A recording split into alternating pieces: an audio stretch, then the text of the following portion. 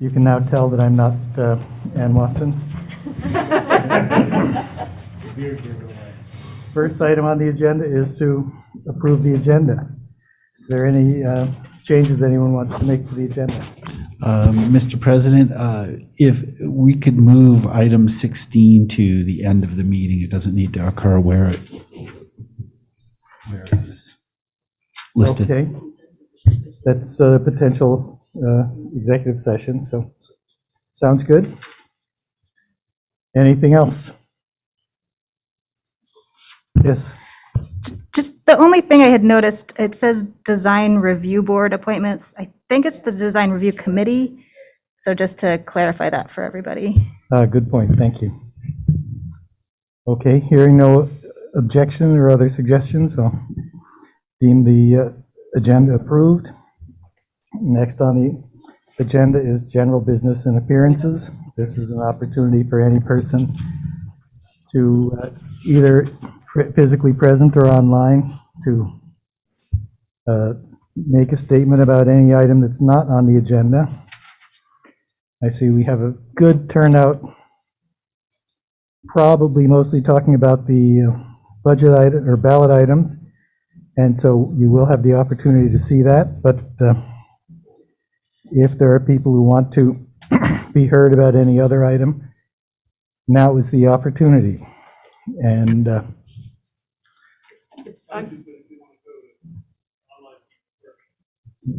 I think I will take people in the room first. So Stephen, and as always, we ask people to hold your comments to roughly 2 minutes. Which I don't think there's any basis for in law. I think that it's been an arbitrary way to cut off people who have done deeper research than the counselors in many cases. On the way into the building, I just watched the Greyhound bus pass two people who were standing in dark clothes with their suitcases. And I am reminded that Greyhound started service here up again months ago. And we built a transit center years ago, and it's another example of absolute dysfunction that we haven't arranged with Greyhound to use our transit center. These people had to walk all the way down to Kinney Drugs and cross frozen ice patches of sidewalk to get their bags to the bus. Luckily, I went and flagged the bus and made sure he stayed, blocking traffic on the through lane of Main Street, you know? But it's just an example of how dysfunctional our city mismanagement is. Public records, again, I'm not going to let you hear the end of it until you produce the records. I've filed an appeal to the head of the agency regarding the police records related to the radio system and the body cameras. And city manager, mismanager responded, but he refuses to comply with statute. Statute requires you either produce the records or certify that the records are not available, and you also notify someone of their right of appeal to the court. Despite our manager making more than a lawyer that would ensure that city council and the city staff adhere to public records law, refuses to comply with public records law. Similarly, there's a body cam, and I'll bring this up in the budget. There's a proposal for body cams that was supplied by the company, the major leading company of the equipment that Berlin uses, called Axon, and they're hiding it. They either destroyed it or they're hiding it. But an Axon representative told me they did supply a quote for Montpelier, and the quote included, I told him it was a problem to include tasers because we've had that battle. They need separate quotes. But my point is, when they are asked for a specific record and refuse to provide a specific record, it turns from ineptness to corruption, right? They're asking for money. The budget says that there's money in there for body cams. They have not done their due diligence. And they haven't done due diligence on radios. They haven't done due diligence on cameras. And y'all are not asking the right questions. And you're in effect condoning the city manager violating public records law and continuing to sweep these records under the rug. It's atrocious, and you really need to do your jobs. Okay, thank you. Anybody else in the room who wants to be heard? Councilor Bate. I'll stand up here.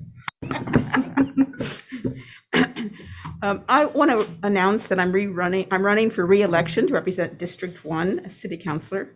And I want to express my great appreciation for all my fellow council members and staff, Bill and Cameron, and many, many others who support us as we read so much material and hear so much expertise that we really respect one another, and that's very helpful. And I just want the public to know that when we come together, we're hearing one another's opinion most of the time for the first time. And it's really important that they understand that we need to talk to one another. Yes, we need to hear from our public, but we need to talk to one another. And that the public, by all means, can talk, but they also can email us, call us, many do, and that's great. But we also need our discussions. So I appreciate that you all come prepared to have those discussions. And I just want to say it took a lot of courage to make the cuts we did immediately in the response to the pandemic in 2020, cut budgets 21, 22. And this year we had an opportunity to put things back. And yes, it is an increase, but in proportion, it's not over time that big of an increase. And particularly for our infrastructure. We know people have trouble with our roads, and we can't do that without the bonds. We can't do that without the staffing. So it's really, really important that I hope that people can see the whole picture. And I think for me, I really try to look at the whole picture. It's like economic development. I may not vote to put $100,000 in the budget for it, because I think first we have to have the housing. We have to put attention on our downtown and our bike paths and walkability, our parks, and then we'll have economic development. So I sort of come in from a different doorway in the way I vote and support things. So it's hard to do a campaign that says, I support economic development. I do, but mostly backfill that then makes economic development happen. So anyway, I seek your vote from people in District 1, and also that people call me. And when you call a council person, yes, it's great to call the district person that represents you, but call all of us, because you may have a piece of information, a perspective that somebody else doesn't have. So thank you for your support in the past, and I'm done. Thank you. Councillor Casey. Right, I don't have a speech prepared, but Councillor Bates, a tough act to follow.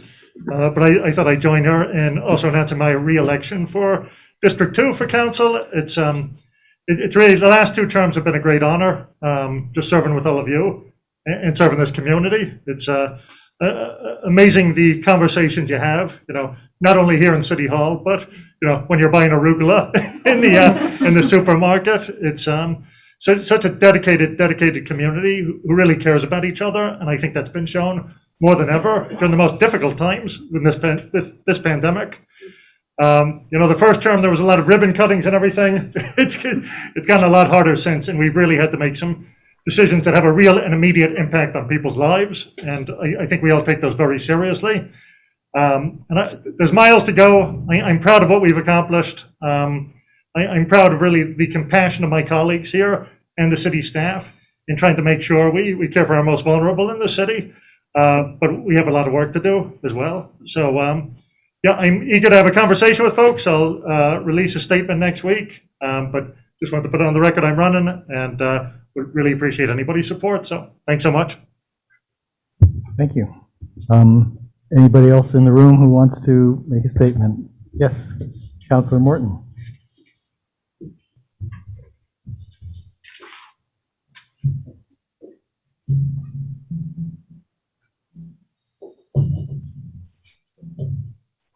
Hi, I'm short. I'm going to stand like this. I also would like to announce that I am officially putting myself out there to run for District 3 seat. This has been a really fast learning curve, and I feel like I'm just starting to really feel super invested in this position and my community. Well, I'm already invested in my community, but doing this kind of work, stepping out in front of all of my neighbors and trying to make a difference and showing my kids that you don't have to, have a college degree to help your community. Sorry, I'm getting really choked up right now. I didn't think I would. anyways, I will write an official announcement, but I just wanted to follow my colleagues here and thank the community that got me here in the first place. Miigwech. Great, thank you. I see some hands raised on Zoom. Jake Brown.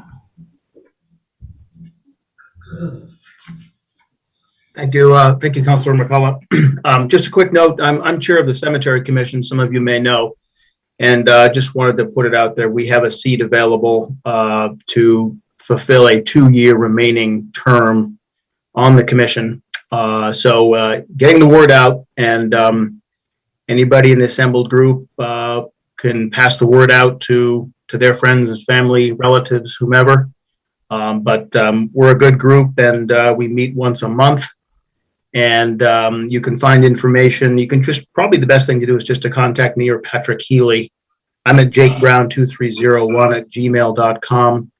Patrick Healy, the cemetery director, cemetery at Montpelier-VT.org for information about running. So just wanted to get that out there. Thank you very much. Appreciate it. Thank you. And sorry, Justin, I realized that you were first in line, Justin Dreschler. Good evening, everybody. How are you doing? So I want to talk about something that is related to the budget in an ancillary way. So a lot of you know that that Vermont is resettling a number of Afghan families who have either refugee or humanitarian parolee status. And it appears for either the first time or maybe for the most aggressive time, some of them are being resettled in Montpelier. And we actually already have 4 families that have resettled in Montpelier. Not all of them have full-time housing. And this is a very exciting time for me. It's a very exciting time for the families. I think it should be a very exciting time for the city. But one thing that I want to make sure doesn't get lost is the city oftentimes talks about diversity and equity and really caring for communities and caring for our community and caring for others and really being welcoming. But oftentimes it is just talk and we don't really have an opportunity to act on it. I do think in this instance, with these families, we do have an opportunity to act by creating some sort of humanitarian earmark in our budget. My understanding is that the budget is somewhat fungible, so it's not as if we have to say X is going to go to this family and X is going to go to Y family, etc. My understanding is also that these families are going to have access to a number of different resources. For example, the Vermont Emergency Rent Assistance Program, which just started, they should have access to. We don't know for certain yet. There are a number of other programs and financial assistance that they're going to have access to, but it is likely, in fact, probably inevitable that they're going to be need to be gaps. There are gaps that are going to need to be filled in. And I think that it should be the city's responsibility to fill in those gaps. For many years, we have asked for more diversity in our town. We have attempted to bring more diversity into our town. We have finally been successful, and I really think we need to welcome these families with open arms. I also don't think these will be the last families that are resettled in Montpelier. I think it's everyone's hope to eventually build an entire community here where people can feel welcome. And so I would just ask that during your budget discussions, you would just be mindful of this, that there might be these gaps. And I know there are many things in Montpelier that are imperfect. It's a wonderful town to live in. We have an unhoused problem that you are all constantly dealing with. But when you're talking about uprooting a family that's been displaced because of the actions of the United States directly, I do think that we all have a responsibility to those individuals, particularly those who are the most vulnerable and have challenges reading, writing, etc. And I will just I will end with this, which is that I had intended initially to introduce some of the family members on this at this meeting, or to even bring them to the city council meeting, but there's still a number of privacy and safety concerns related to all of them, and so that's not something that we're going to do right now. So again, I just think you should be mindful in general about humanitarian aid, about some sort of humanitarian fund in Montpelier, because you really do need to walk the walk and not just talk the talk. Thank you, everyone. Thanks, Justin. I think it's great that we're doing this. Okay. Anyone else who would like to be heard who's not been heard? I'm not seeing Any hands? Yes, Bill. Just, just briefly for the record, the city never received a proposal from Axon at any time, so there was no record. It was in a presentation that Axon made to the city council. That was on a screen, if you may recall, they came in remotely. So it was never transmitted to us. There were some brochures that were turned over. And for clarity's sake, we have money in the budget for body cameras, but we have not made any selection. When, assuming the budget is approved, there will be a process by which we put them out to bid and review them and make a purchase. So no decisions about the types of cameras have been made. Thank you. Okay, on to the consent agenda. Is there anyone who wants to move anything off the consent agenda? Okay, is there a motion? I'll make a motion to accept the consent agenda. Second. There's been moved and seconded. Any discussion? All those in favor signify by saying aye. Aye. Opposed? Okay, now we have a long series of appointments for the ADA Committee, Complete Streets Committee, Conservation Commission, and the Design Review Committee. So I suggest we take all those up, give everyone who's applied the opportunity to address the council, and then we may have the motion to go into executive session. So is there anyone here in the room who's applied to be on any of these committees?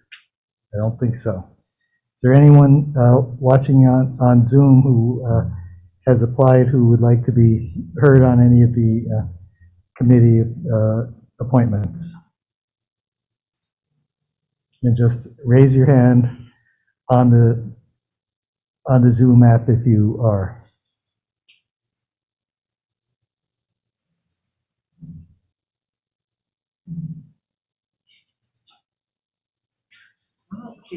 Yeah, I'm not seeing any hands raised, and I'm not seeing any names that match with the applications. So I think we can move forward. Yes, Donna. I did have a question about one application that maybe staff could tell me. On the one for the Conservation Commission, Rose. Within her application, the answers don't match the questions. And so I believe perhaps she's a resident of Plainfield. Instead of, she says yes to being a resident to Montpelier, but then the next, which should be a no-yes question, is the word Plainfield. Do you know by chance? Does anybody know Rose? Okay. Don't know, and just looking. Yeah, I see what you mean. That struck me too. I'm sorry, I don't know how to raise my hand. Oh, is that you? Phyllis Rubenstein. Oh, okay. So I am a little bit familiar with this issue since I am on the Montpelier Conservation Commission, and I was aware that Rose was applying and that she's a resident of Plainfield. When this came up, we did, one of our members asked someone from City Hall, and we were told that that a member of the commission does not have to be a resident of Montpelier. Yeah, I was going to respond to that. There is no, and I believe I either answered it directly or gave the answer to someone else to answer. So there's no law or requirement that members of these commissions be city residents.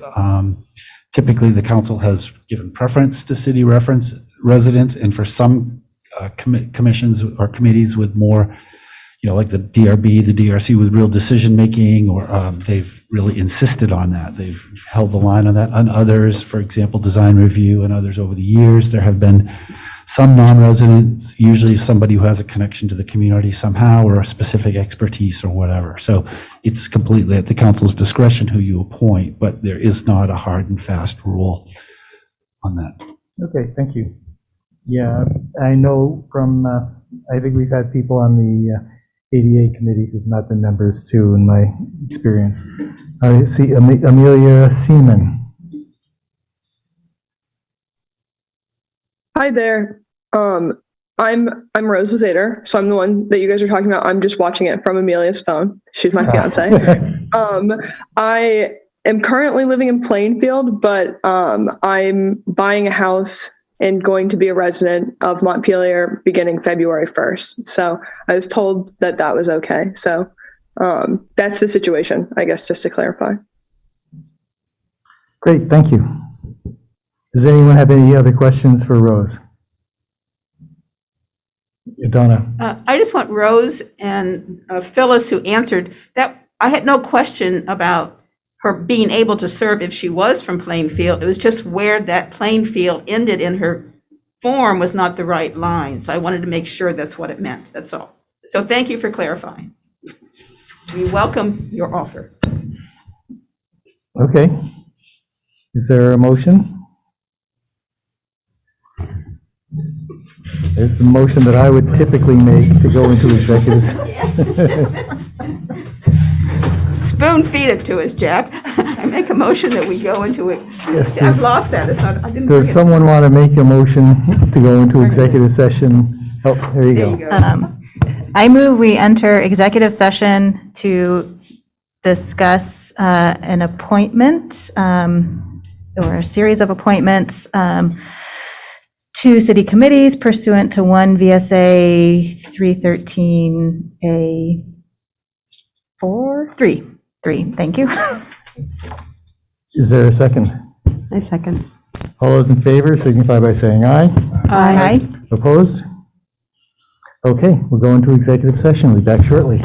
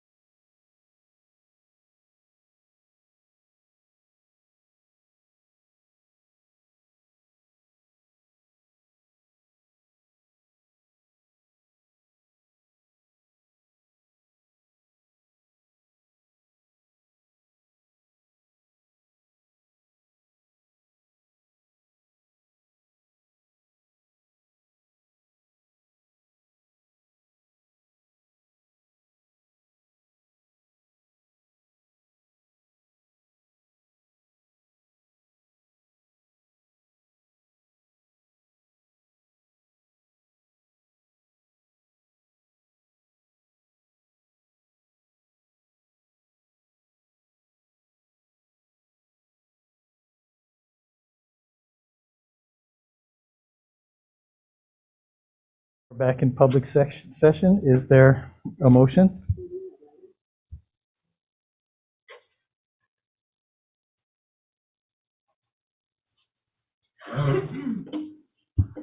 Yes, I'd like to make a motion that we approve the following people to the committees that we discussed in executive session. the number 5, the ADA committee appointment, Deanna James and Margaret Fernan. Complete Streets Committee appointment, David Ori. Conservation Commission, Rose Luzaden and Benjamin Block. And the Design Review Board appointment, Martha Smirsky and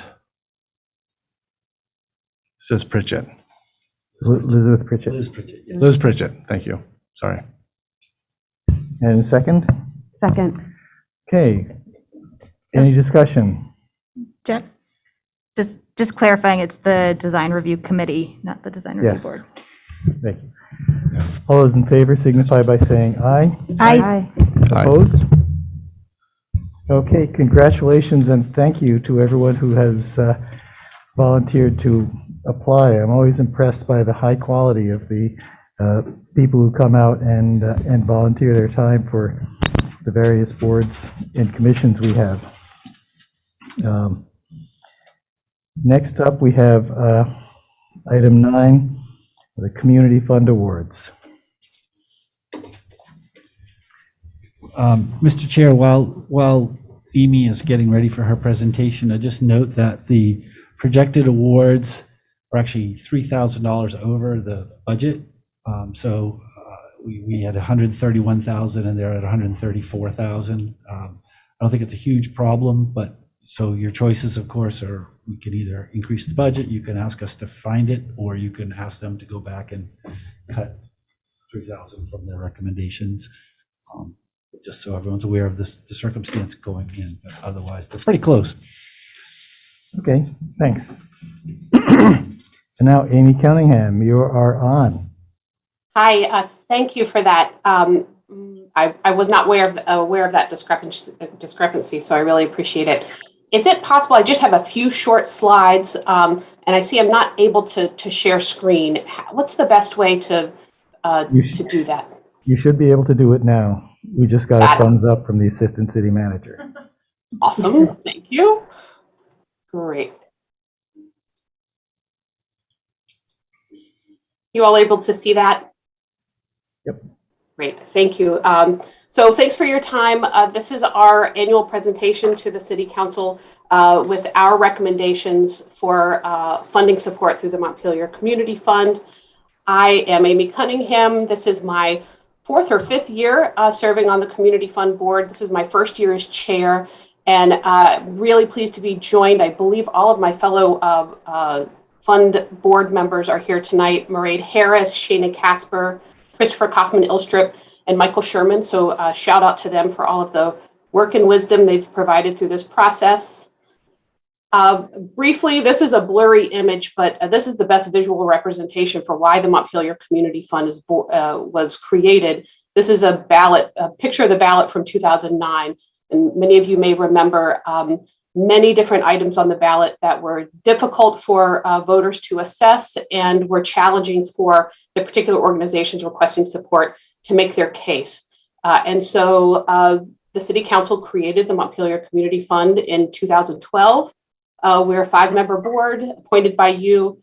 The criteria for our decisions as outlined by the City Council are the extent to which the grant will benefit Montpelier, its residents, and the public good by effectively addressing basic human needs or enhancing the quality, vitality, and sustainability of life in Montpelier. And part of the genius of the system you all set up with the Community Fund is that nonprofits have 2 choices. They are prohibited from petitioning to be on the ballot if they apply to the Montpelier Community Fund. And so our application is easier in many ways than the gathering the signatures required to be on the ballot. And so you've established the Montpelier Community Fund to read 35 to 45 applications instead of there being 35 to 45 articles on the ballot consisting of funding requests. Just briefly, our review process this year, very similar to past years. We gather together to review and revise application and guidelines, making changes based on what we learned from the previous year's process. with an eye towards keeping things as simple and clear as possible for our applicants. We release and do outreach to potential applicants. This year, we added a public open house for applicants.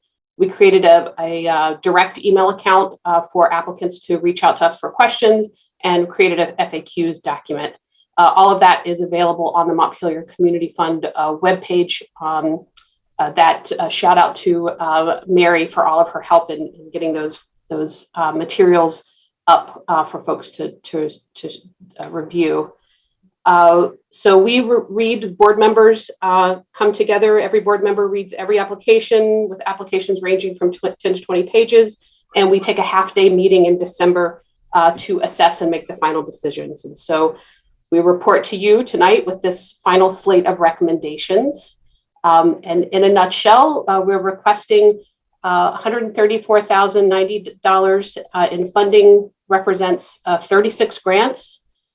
We've done a rough breakout here of the different categories. As you probably well know, many of these nonprofit organizations overlap in their mission. So some of these categories overlap a bit, but in general, the bulk of the funding goes to human services, followed by arts and humanities, cultural organizations, and environmental organizations.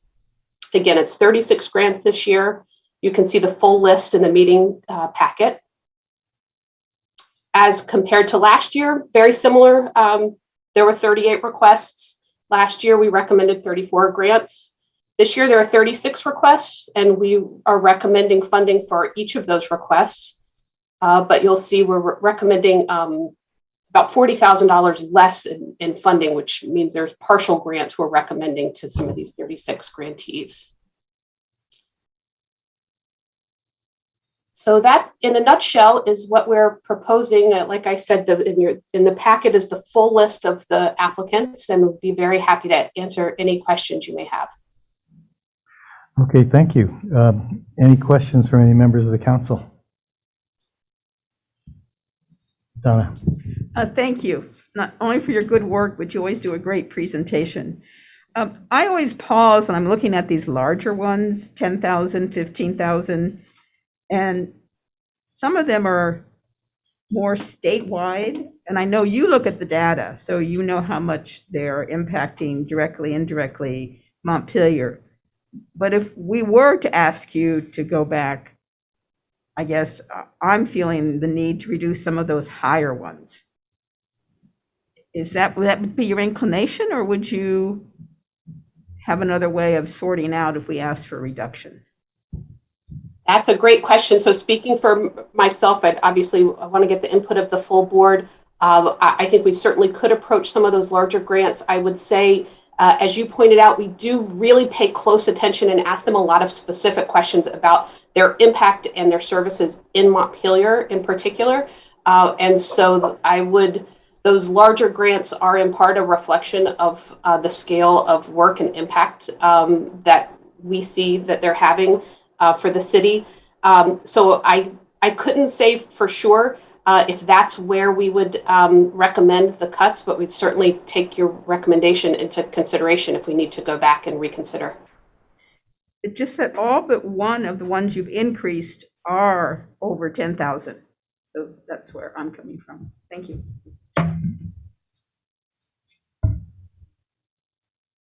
Any other questions or comments from the council? And again, are there, no? Okay, Lauren. Well, I guess just to where Bill started, I mean, is finding $3,000, or what was the discrepancy? Could you describe that? And I mean, is that something you think is Well, I think feasible, or should we it be is figuring feasible. out I mean, how we're to doing the budget for next year, which this would be in. So I don't believe it's necessary to ask them to go reduce, the amounts to these awards. We should be aware that if by approving this, our budget has 131,000 in it. So, and this is 134. So we can make an adjustment somewhere in the budget as we finalize it in the next couple of weeks, or we can just add 3,000 to this line. But in either case, it's not a huge change in the overall scheme of things. I just wanted to be clear that I'm not recommending you ask them to cut. Okay. Connor? Hey, Amy, just any idea why Washington County Youth Service Bureau didn't apply? I'm just thinking like they provide such an important function, especially during COVID with like after-school programs, that type of thing. So just that seemed like a big gap there. Yes, you're absolutely right. That was the biggest previous applicant that we didn't see come back to the table this year. So I don't know the answer to that question, but I have the same question. Thanks. Any other council members? Okay, members of the public, Vicky Lane, I see you've got your hand up. Yes, I do.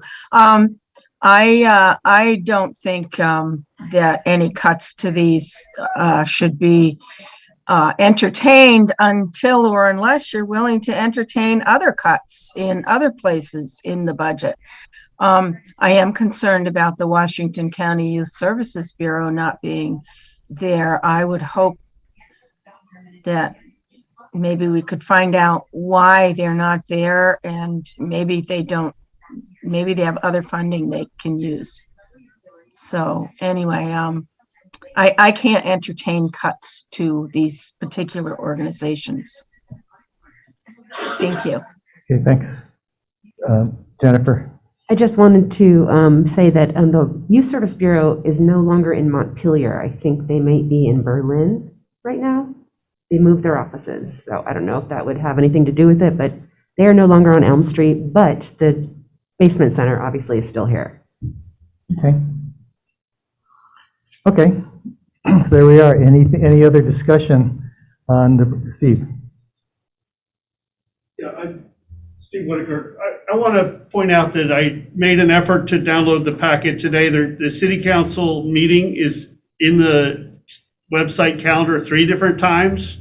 You can't download an agenda from one of them. You can't get to the documents. It's a real, the inability to have reviewed this stuff ahead of time. Not that they're not all worthy causes, but I also want to reiterate, when you delegate $131,000 of public money to these organizations, in this case, it's twice removed. It goes to the foundation, this group, and then approved by the council, and the accountability, the recourse, the transparency is missing.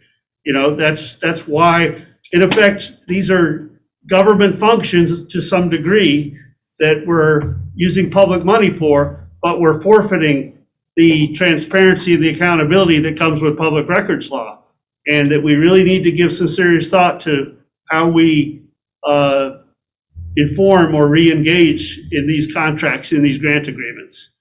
But we also need to fix the website because it's a real impediment.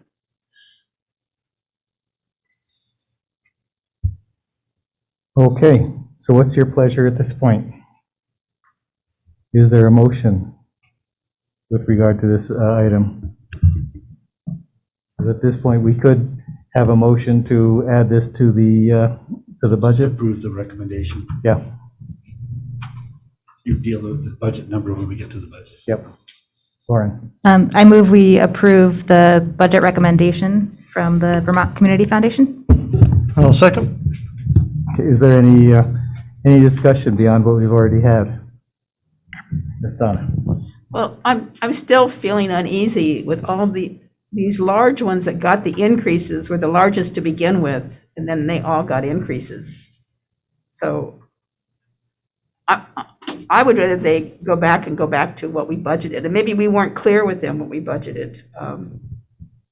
But I don't support it as it is. Okay, and I think you're right that it wasn't communicated what we budgeted, because I don't think the timelines line up, so I don't think the draft budget is with the committee when they take the applications in.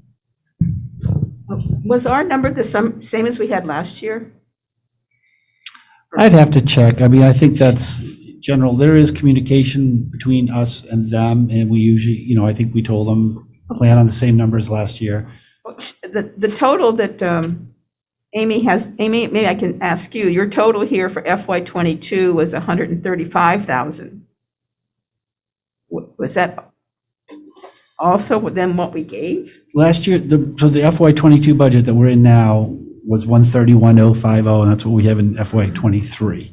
Obviously, the council approved 135,000 last year. And so perhaps, I could understand confusion if we'd said same amount as last year and they believed Okay. 135 was the amount. Okay. We'll work on that. No, I can put this number in better context, having looked at the total for FY '22. Again, wonderful data. Amy, thank you very much. Okay. Surrender. Okay, yes, sir. Thomas Moore. Is this committee now, Bill, all the stuff that were lined items like the library to the bus company, is this what this is all about? So it doesn't Where- include the library. The library What's that? it does not include the library. The library will still be on the ballot. The bus transit is in the city budget, so it's not. So, but yes, all this other social service agencies that used to be on the ballot, Right. for the blind and the So, people's health and wellness and those sorts of things. so when we used to vote separately, yes or no for this organization Yes. or that one, so now is it going to be either yes or no? And then if it's a yes, and there's a few. No, you won't be voting on this at all. So a number of years, this isn't new. We've probably been doing this now for eight years or so, more, where the city council puts a certain amount of money in the budget, and we appoint this community fund board to take applications and recommend grant awards, and then the council approves those grant awards so that we don't have to do all that voting. So this has actually been around for quite a while now. Right, but what if there was something I approve and then there was other things I don't feel, Well, I What I'm understand. trying to say is, if I'm saying no to some, they're going to get it if it's a yes Yeah, vote. but you won't be voting on this at all, other than the whole city budget. They're part of the whole city budget. Okay. And that is not, I'm just trying to tell you, Tom, this isn't a new practice. This has Okay. happened for probably at least 8 years. All right. There are some things on the items I Yeah, I approve understand. of, Mhm. now, and then there was a few I didn't care for. Yep, and it's like that for the whole budget too. You could like the roads, like the fire department, like the police. Oh, yeah, don't like I the could vote yes rec for department. increase for Bob and then no to streets, but, I thought it was all combined into one. Right, it is. Exactly. Huh? It is. Everything's in one, Okay, so if it including passes, this. if it passes and I didn't want money to the roads, it's going to it anyhow. Yep. And that's been, So I don't get to, every voter doesn't get to vote on every single item? Correct. we never have. I thought that, yeah, when you go down, it would be say, do you approve for the library? Do you approve So for the the library- senior center? Do you the- approve this much for Yeah. The teen library. center? Yeah. Huh? So the library is still a separate ballot item. And there's a couple separate ballot items, but the teen center and all those things have not been separate ballot items for a long time. At least 10 years. It's been a I long don't know, I time. go Yeah. and vote, and I didn't know. Okay. Donna. Well, I would want to reassure you, Tom, one of the benefits of having them go through this committee is that rather than have all these nonprofits go out and get signatures and they just land on the ballot, this committee actually does research and asks them for data, both financial, service. They do a lot more scrutiny than just a number on the ballot. So I feel more satisfied that somebody has looked deeply into these requests. And we've tried to keep it around a similar number of supporting entities in our community that make our life better. Okay. I see we have another comment from the public, Fred's iPhone.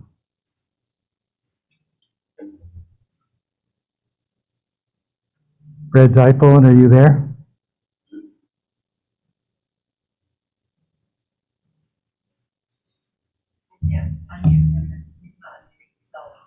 Okay, and Vicky, is your hand still up from before? Or did you have one? I have a clarification for Steve Whitaker.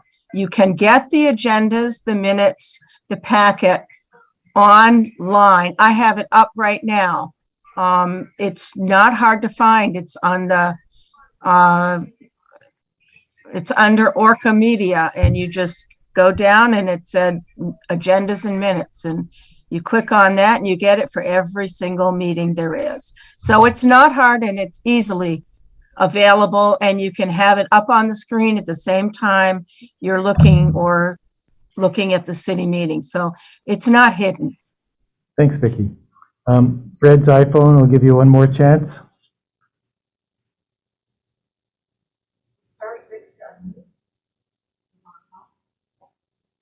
If there's someone on Fred's iPhone, if you could do *6 to unmute yourself. Okay. Well, you've had the chance.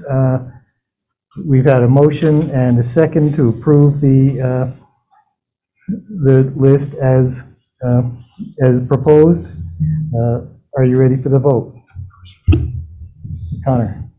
I serve on the board of Mosaic. I should probably recuse myself, right?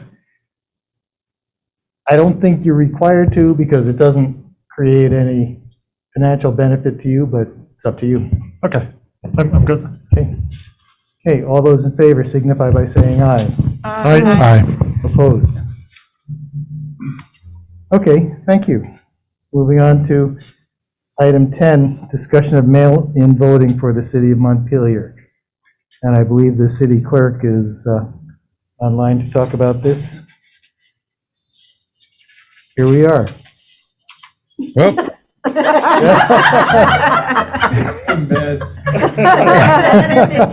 Actually, I am, in fact. Now, I had a close COVID contact for an extended time, so I'm in self-quarantine for a couple days until I can test. So I ain't leaving my room in my house. So there you go. Yeah, so you got 3. I don't know if you got the amended Article 1, because what went out was kind of goofy. If not, it'll go out for the next meeting. But regardless, you got 3 possible warnings depending on how you went. And since then, the Roxbury Select Board met, and they did not authorize the school board to proceed with a mail-in election. So that ain't happening. They are going to send out postcards to folks encouraging them to make vote absentee, which is something some folks do. But so right now, that's where it's at. I would say if you wanted just to, God, I mean, I hate to say this because I'm such a fan of the mail-in voting, but my advice would be to not go that route because people will be too confused. I think there's a balance there, and I might be wrong. I mean, your mileage may vary, but so if you all do nothing but go on through the normal procedure of, reviewing and approving the warning, then the election would be a traditional kind of election. So you'd have to make a decision to make it a mail-in election, and then the city ballot would be mailed out only, and the CVPSA, the Career Center, and the school ballots, which would all be separate, would only be available at the polls or by specific absentee request for one or all of them. Obviously, if you wanted to go that route, we'd put a big bright purple piece of paper and something into the ballots that do go out from the city saying, hey, if you want to vote on these things, then you have to order absentee or just come in, or not. And it's a real shame, because if we do it the traditional way, I think we'll go from the all-time highest turnout probably to the all-time lowest because of Omicron. But anyways, and I also think it's a shame, honestly, that the Roxbury Select Board has this kind of power over us. And I think there are those of us working are, trying to lobby the legislature to change that, but it would not be a change that would affect this time around. So now we've got the whole story. So, Yeah.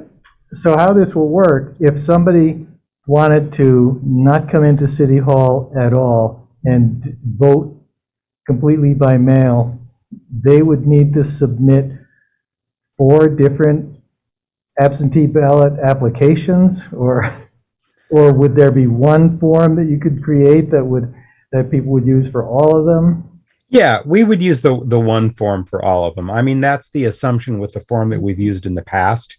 Okay. So we would just do the same as the past. If somebody made an absentee request, we'd send them those 3. I would imagine we would be flooded with absentee requests, but we'd make whatever you all wanted to work.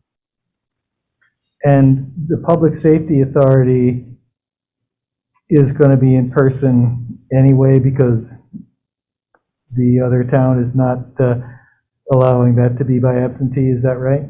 That's correct. I mean, it hasn't even been brought up, as far as I know. The Career Center as well. Okay. Lauren? Yeah, thanks, John. That is definitely disappointing that this is the route. I agree. I think we shouldn't move ahead with just sending out the city ballot. I think that's too confusing for voters. Are you thinking about like a proactive postcard or something, reminding people they can request? I'm a little concerned, such a tight window, and with the mail being so slow and stuff, I think it's not a given that that's a great idea. I was just curious what you were thinking about that. We could totally do that. The Secretary of State did it for the primary last time around. God, that was so long ago. We've been in this for so long. But they did that for the primary rather than send everything out. There are other communities that are doing that. I think Berry City is. I'll be honest with you, it's money that I don't really have to spend, but I'm sure we can find it somewhere. As you say, things are fungible, and we can dig around and figure it out if you all wanted to do that. We can, judging by Front Porch Forum, I think we'd probably want to have Federal Express make all the deliveries of those notifications. Any other comment? Connor? No, I'm with Lauren. I never thought I'd be voting against like a all mail-in ballot, because I think it's so beneficial generally, but in a way Roxbury sort of made the decision easy for us, and it's too unwieldy, and it has the potential to actually suppress turnout in some races, that I don't think we can go with that. So I would echo Lauren and follow the clerk's recommendation on this one. Oh, it pains me to make that recommendation. Oh. Now, we're not voting yet, just get a nod. Do the rest of you all agree with that? Okay. I see we have comment from Peter Kelman. Yeah, Peter Kelman. I live in Montpelier. I'm just gonna speak for myself as a voter. I would much prefer to vote the primary reason I vote, which is the Montpelier budget, and the second most likely that I would want to vote on is the school budget. But it would not confuse me at all to receive Montpelier budget with a purple piece of paper saying, if you want to vote in these others, you can either you can request an absentee and we'll send it out to you, or you can come in. I don't think that's confusing. The main one would go out to all of us. And I think that it would really be a shame if our city council and mayor votes were, seriously depressed by, I think it would be even more confusing to say, you got to go and, to do each of these separately. So I disagree with the recommendation that John's making, that you guys all seem to want to fall into. Think about it a little bit. Thank you. Well, I would throw in that that's a real legitimate opinion to have. And it's certainly a way we could go. I don't make the recommendation. I do it with a heavy heart, but I also, I'm not feeling like you gotta do it this way,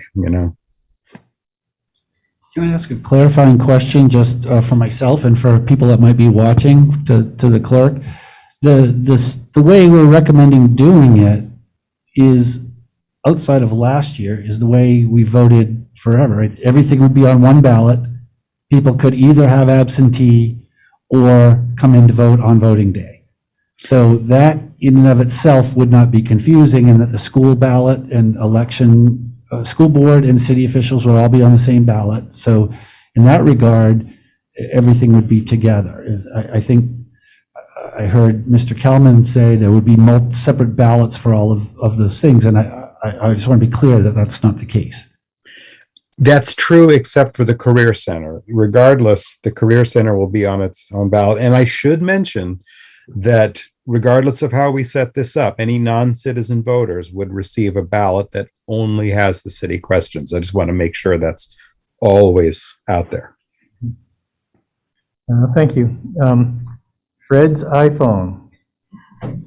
Yeah, I see your hand up again, so if you can unmute yourself and speak, we'd love to hear what you have to say.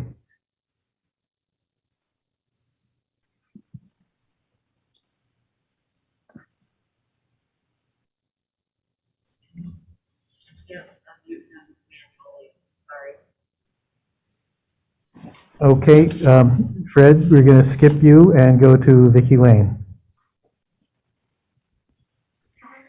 I think that it would seem to me as though having it just simply revert back to the way we've always done it would be the most simple thing.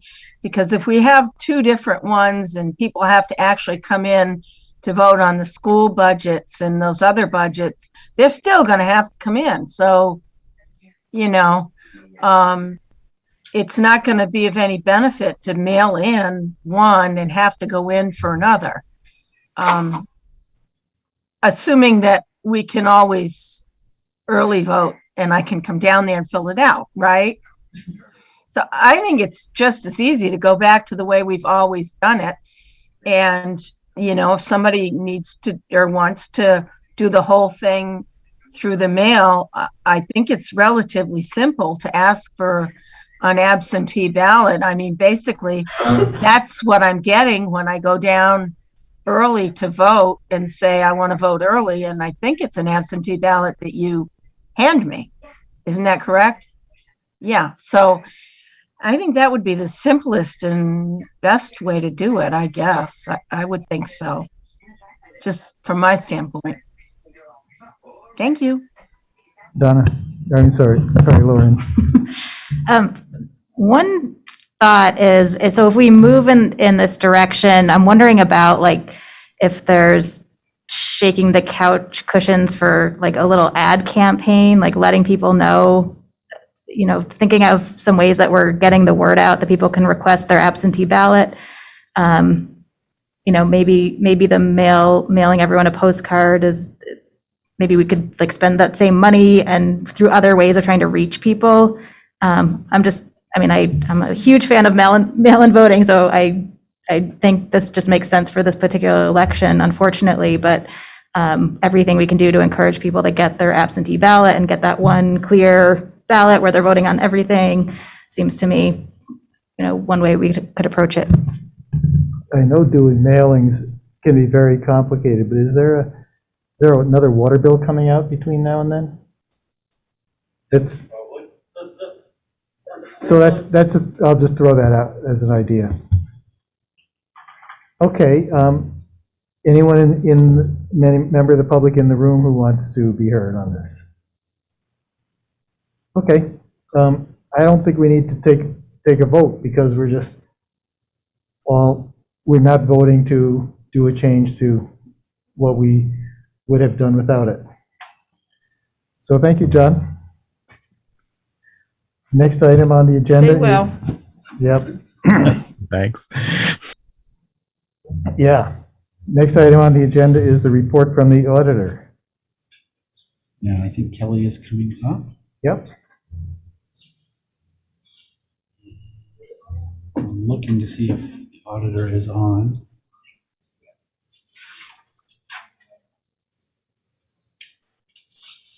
Yes. Perfect. So as you can see on the screen here, we've got Miranda with us, who is with R.H.R. Smith and Company.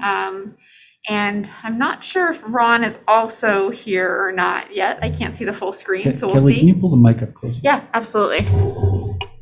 Is that better? Ron will log on when he can. I don't think he's on quite yet. Okay. And then I think we've also got Heather on the line too, who is our senior staff accountant.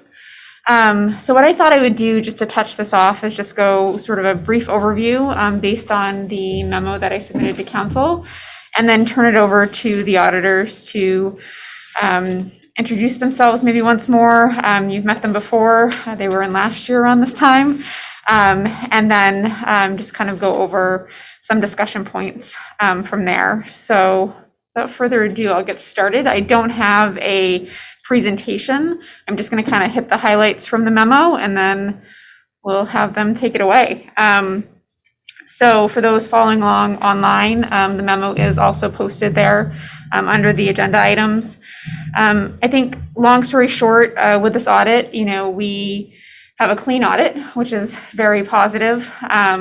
Also, just considering, what we've been dealing with the pandemic and deficit mitigation, we've been able to hold the line and also, at least gain a little bit of ground on the general fund side of things. But that's also with caveats. So I'll go over those as well, just so you have an understanding of what that means. So we've got some work to do, but I think we're in pretty good shape. So without further ado, I'm just going to get into some of the numbers within the memo. Please stop me if you have questions, or we can save those for the auditors too, either way.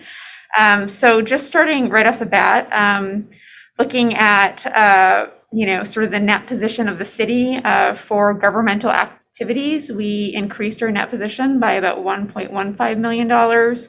For business-related activities, we increased that by just over $3 million. So it's very positive, especially given these times. The general fund total fund balance increased by approximately $315,000. Half of that is due to some unanticipated revenue, and then the other half is associated with expenditure reductions. I will also say that due to the deficit mitigation plan, we were able to make the parking fund whole and move forward there. There is a slight net position downgrade that still exists, but I think we'll make that up as the revenues return. And then just coming down the line here for other major funds, the capital fund also has a little bit of a fund balance there that we do also intend to use during this budget development cycle to restore funding for projects. But that was created because we held funding aside to deal with the revenue shortfalls that we were experiencing. And we were very conservative. And so now we have this pocket of money that we're going to be able to use going forward, and it likely will not happen again, but you can see it highlighted here within the memo. It's about $435,000. And so just moving on to our enterprise funds. My first year doing this, we were in a little bit of a different situation with the enterprise funds. Right now, 2 are positive, 2 are negative. So the 2 that are positive are the water and sewer funds. The sewer fund, in large part because of phase 1 of the wastewater treatment facility and moving that forward in the grant funding that's been flowing through. So you can see that pretty clearly here. The parking fund decreased by about $100,000, which we did account for that with some of the transfer from the general fund and the deficit mitigation plan, but I anticipate that the rest of that net position will be made up with funding that comes in. So we opted to keep a little bit in the general fund, and you'll see further on in the memo, so that we can work towards the unrestricted fund balance policy. And so you'll see that there. And so just kind of moving through here, the other thing that I'll note is the district heat utility ended up down about $146,000. And so it's just something to consider, especially as we discuss district heat, how it is performing year over year. And then moving on into debt, you can see that we increased debt service by about $10 million. Again, that's associated with phase one of the wastewater treatment facility. And so we will also see increases in debt in future years just based on what we're trying to do and investing in our infrastructure and the like. And so we'll be monitoring the policy thresholds pretty closely and then seeing what's available. Right now, there are a lot of opportunities out there with federal funding that I don't know that we'll see again. So we're trying to position ourselves there. And then just in terms of some of the budgetary highlights, I'm just going to get down to sort of the last paragraph of the memo. Just noting that the unrestricted fund balance in the general fund increased by about $185,000, which is a pretty good place to be. But we've got to weigh that against some items like TIF, for example, and district heat. TIF, we're working to finance that, and so the liability will be off of the general fund, which will be great. But then we also need to keep an eye on district heat. And so if you were to look at page 21, you'll see that that is in deficit to about $382,000. So that would also need to be taken into consideration if we were to factor that in. And so I just want to highlight the unrestricted fund balance policy and where we would really ideally want to be. We would want to see in the general fund from an unrestricted position about $2.2 million. We're not there. We're working towards it. I think, we've made at least a little bit of progress in that way, but we also have some other pressures that we just need to consider as we move forward.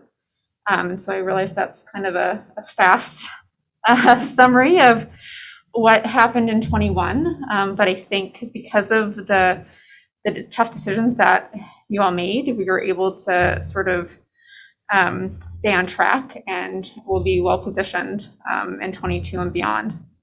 So with that, I'm going to turn it over to Miranda and see what she has to add, unless if there are questions here in the room.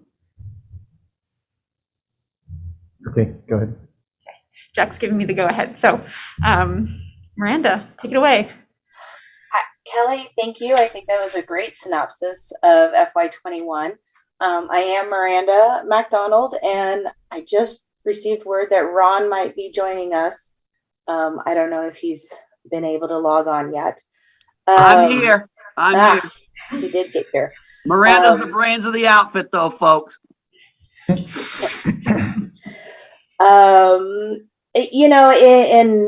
the big one is, in our opinion, the financials are presented fairly.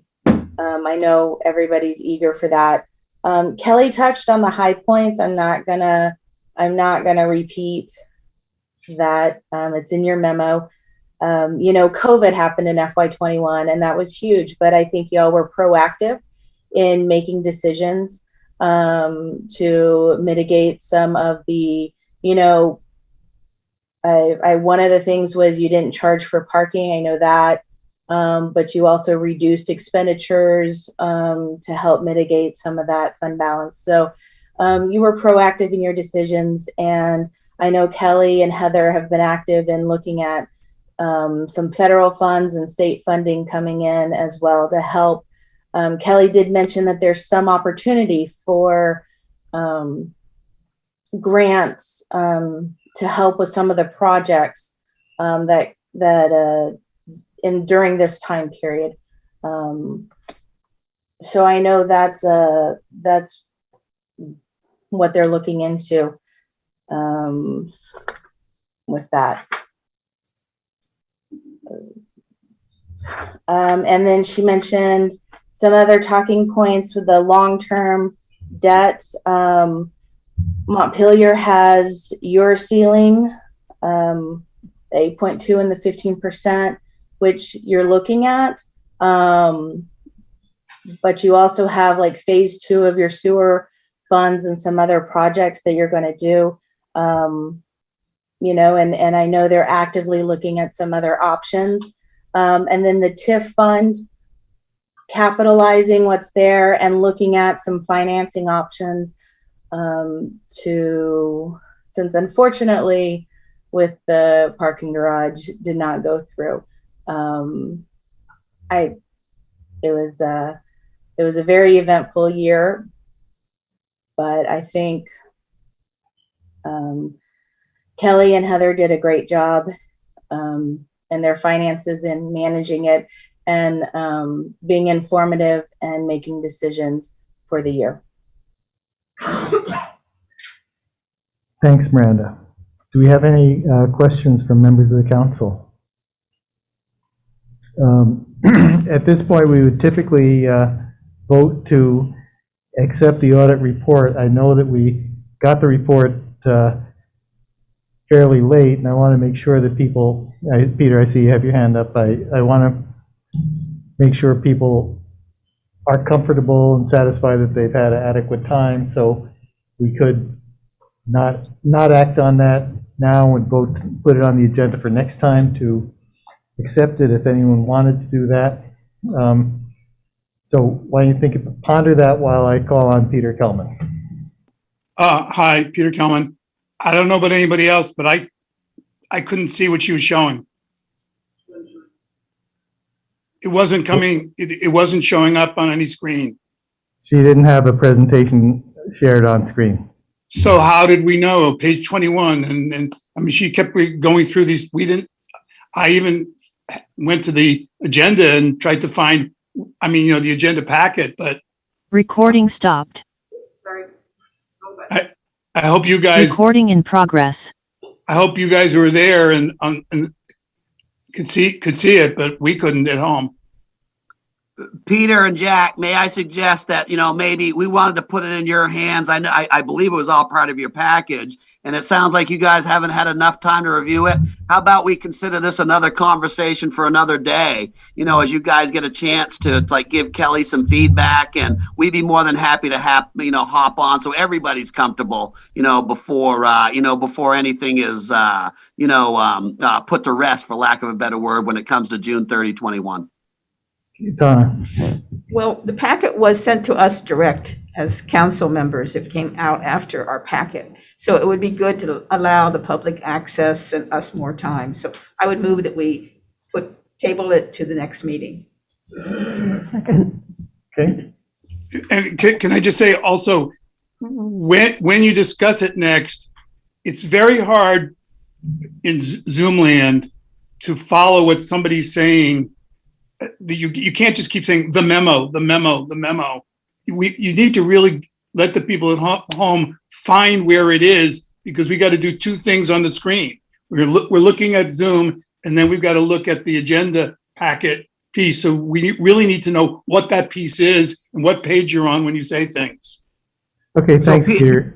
Peter, Yeah, would it be helpful if we prepared like a PowerPoint presentation and, kind of like the highlights and talking points, and shared our screen with everybody, including the public? You're muted, Peter. Yes, that would be great. I really think it's very important for the public to understand the budgets and understand some of the large items that had to be compensated for, because otherwise people say, oh, look, they're raising our taxes, and they don't understand why. And I think the more we can understand the way these very large budgets work, especially in a year that was impacted by so many different variables, the more supportive the public will be of the budgets going forward. So I think, Peter, we agree. We're all in on that. And certainly we don't want you guys to, to move forward and make any business decisions until you guys are comfortable with that. So maybe, again, the next meeting, Kelly, we sit down, pull out some excerpts of that thing that you wanted to put in your hands, and Peter, just know, and Jack, just know, City Council know, that Kelly wanted to put this in your hands sooner than later to let that this process was at an end, and to have these conversations. And if we need to have another conversation until we're all comfortable, we'll prepare that presentation with Kelly and Heather. Okay, great. Thanks, Ron. We'll figure on seeing you next week. Stephen and then Linda Berger. I want to, whether it's an error, omission, or whatever, Montpelier and Berry City are the two members of Central Vermont Public Safety Authority. Bev Hill is the treasurer, and handling in her treasurer role the finances for CVPSA. The CVPSA charter, which y'all are members of and sworn to uphold, requires an annual audit, and yet that audit is not included here. And there's no provisions or plans or discussion or budget for another audit. So I'm saying that this is the place where that CVPSA audit should happen. I don't know if there's still time to get it done by the time this is delivered and accepted, but we can't just ignore the charter of a municipality that we're a member of. But I think go ahead. Point of clarification, first of all, there's no reason in the world to be bringing up the treasurer because she has nothing to do with the CVPSA audit if you read the statute. The statute clearly says that the board of directors of CVPSA shall cause an annual audit. If the board of directors of CVPSA were to request that we include their funds in our audit, we would do so. So I would suggest that you read the statute and raise your concerns with the appropriate board. I'm raising them. Montpelier is a member of that municipality, and it is being mismanaged, and it needs to be audited in order to be in compliance with the charter, which this body is also responsible for. You may be having to cover for one of your members, but that's whatever it takes. I don't need to read the statute to know that you don't just ignore an annual audit requirement. And Bev Hill, as a treasurer, was involved in our audit, presumably. Well, okay. No, it's actually clear in the statute that the treasurer is not involved in the audit. And that's a separate municipality. And it is a separate municipality. Any more than this board demands audits or has anything to do with the audit for, say, the Central Vermont Regional Planning Commission, the Central Vermont Solid Waste Management District, any of those other independent agencies of which we are members, those boards of directors are responsible for those audits. Or not, as the case may be. Or not, as the case may be, not the city of Montpelier. Well, I'm raising it as a concern because this is probably the audit that should include CVPSA if it's going to get done. Well, noted. Linda Berger. Thank you. I just had a question from the brief presentation from the auditor. I got anxious because somehow the phase one wastewater treatment facility debt and the parking garage debt were starting to get intermingled in her presentation and about future funding. So I'm a neophyte in understanding this and just kind of leaving that dangling. You may need to clarify that a bit more when you're talking about the bonds in the next section. Is that question directed towards us or to Kelly? I'm sorry. It's directed to the council. I think that's, so there's a couple things to unpack there, Linda. There are the proposed bonds for this coming year, which we will be addressing during the public hearings. And then there are the bonds for phase one, which have already been issued, and the parking garage bond, which is already issued, in which there were expenditures made against, which were part of the audit report. So the auditors were talking about that which has already happened. And so I do think if there's questions about how they were referred to, it probably should come from the auditors, but I don't believe they were commingled. I think they're from separate funds. I think they were just talking about how they've affected our outstanding indebtedness and how they will be managed in the future. Right, and other options for phase two was a quote. And so that's why my question. Again, I defer to the auditors. My take was that they were simply saying, you've increased your debt by a certain amount and you've got additional debt coming, other options with debt too. So it was more of a be mindful of your debt load. It wasn't that there was an auditing, but I don't want to put words in Ron or Miranda or Kelly's mouth. And Bill, I concur with phase one, and Kelly, you're going to have to hop in here because it's not a blur to me, but I know that there was some different nuances with phase one and phase two. Phase two, Kelly, is what we've been talking about as far as the taxability or not the taxability, with the new issue of that bond, Kelly. No, that's TIF, Ron. I think we're confusing TIF and the wastewater plant. Okay. Bill, you're correct on phase one. You're correct on phase one, though. Do you have an answer to that now, Kelly, or do you think it'd be better to? Yeah, Okay. absolutely. So apologies for any confusion.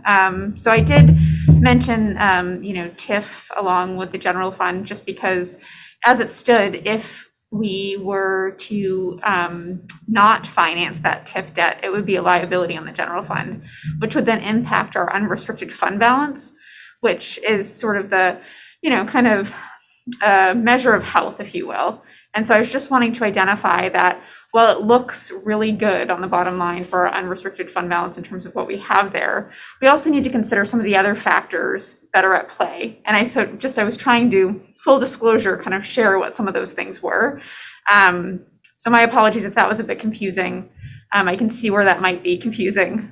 So thank you very much for asking.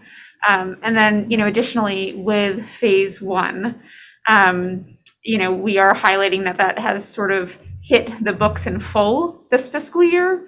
And there are future implications for the wastewater treatment facility as we move forward. And so it's just trying to kind of provide the continuum of, what that might look like. So I hope that helps. And I'm happy to provide any detail that's needed to clarify. And Kelly, maybe now the next presentation would be a good time where we just address all of the phases, including the TIF, so we're all clear on, the details of all of those. How does that sound? Absolutely. Okay, thanks. Yeah, Bill. Just to the extent there's any confusion tonight, I'd like to say that I really pushed Kelly to push the auditors to have a report for tonight, feeling that it was important for the city council to hear about the financial condition of the city before we have our final two budget meetings. As a result, we only got the draft report last night and the full report today. And I did advise the chair that it might make sense to actually not accept the report until people have had a time to digest it. But I really felt you needed to hear this. So if it feels rushed, that's on me, and I'm sorry. But they did push to get that out so that you could at least begin to have this conversation, and we're happy to continue it next week. Great, thanks. Okay, I think we can move on to the next item on the agenda, which is... Are you all set with us, Bill? Yes, thank you. Listen, everybody be well. Thanks, you too. Jack, there's a motion on the floor? Oh, has there been a second? Yes. Okay, the motion is to lay this on the table until our next meeting. That's correct. All those in favor signify by saying aye. Aye. Opposed? All right, we've laid it on the table for our next meeting. Okay. Item number 12 is the first public hearing for the annual meeting. Who's going to be kicking this off? This is really, and before you start, I will open the public hearing. Yes. And we'll be proud. Yes. So this week's version of this probably isn't that meaty. This is the first draft of the ballot, the warning, which would simply contain the articles that would be voted on. Next week, obviously, you have to take your final vote for what the ballot would be. As you discussed earlier, there were three options based on the way you wanted to go with voting, and I think you've made that decision now, so that will bring us to the one warning that way. Things that you'd want to consider typically the warning has the budgets, the ballot items that you've already chosen to put on, the candidates, those kinds of things. We'll be going through those ballot items shortly. And you'd want to be thinking about the order and the final versions. And of course, the final numbers will be determined when you set the final budget. So you wouldn't do that. So typically, this is a pretty pro forma one. I think that I'm not telling people they can't discuss the warning, because of course they can, but really the budget and the bonds are the bulk of what this is, makes up the warning. Okay. Anyone want to start start this out from council. Yes, Donna. I had a question for John. You asked for, and I sent you the Central Vermont Public Safety Authority to elect an at-large, but it's not on this list. Will it be inserted? Okay, that's something that didn't quite make it on this iteration. It'll be on next week's iteration, as well as, and I didn't communicate with Kelly about this, but there's going to be a monetary ask, I think is what you told me, from the CVPSA. So that'll be reflected on the final too. I don't believe it's on this one. No, you actually have it on here. You don't. Oh, my bad. So Kelly's ahead of things, and I'm messed up. That's okay. Together we'll get there, John. Yeah, the statement for the money is what I submitted was, as of the last Public Safety Authority Board meeting, would be stated with the 30,000, and then in parentheses shows the Barry and Montpelier share. But I'll resend you that, and I'll resend you the at-large section. Oh, no, I should have that, but go ahead and resend it anyways. Might as well. And was there anything else related to the CVPSA that we wanted to be taking up tonight? I'd heard some conversation about a proposal to discuss whether we should be discuss the future of Montpelier in the Central Vermont Public Safety Authority. And would this be an appropriate time to talk about that?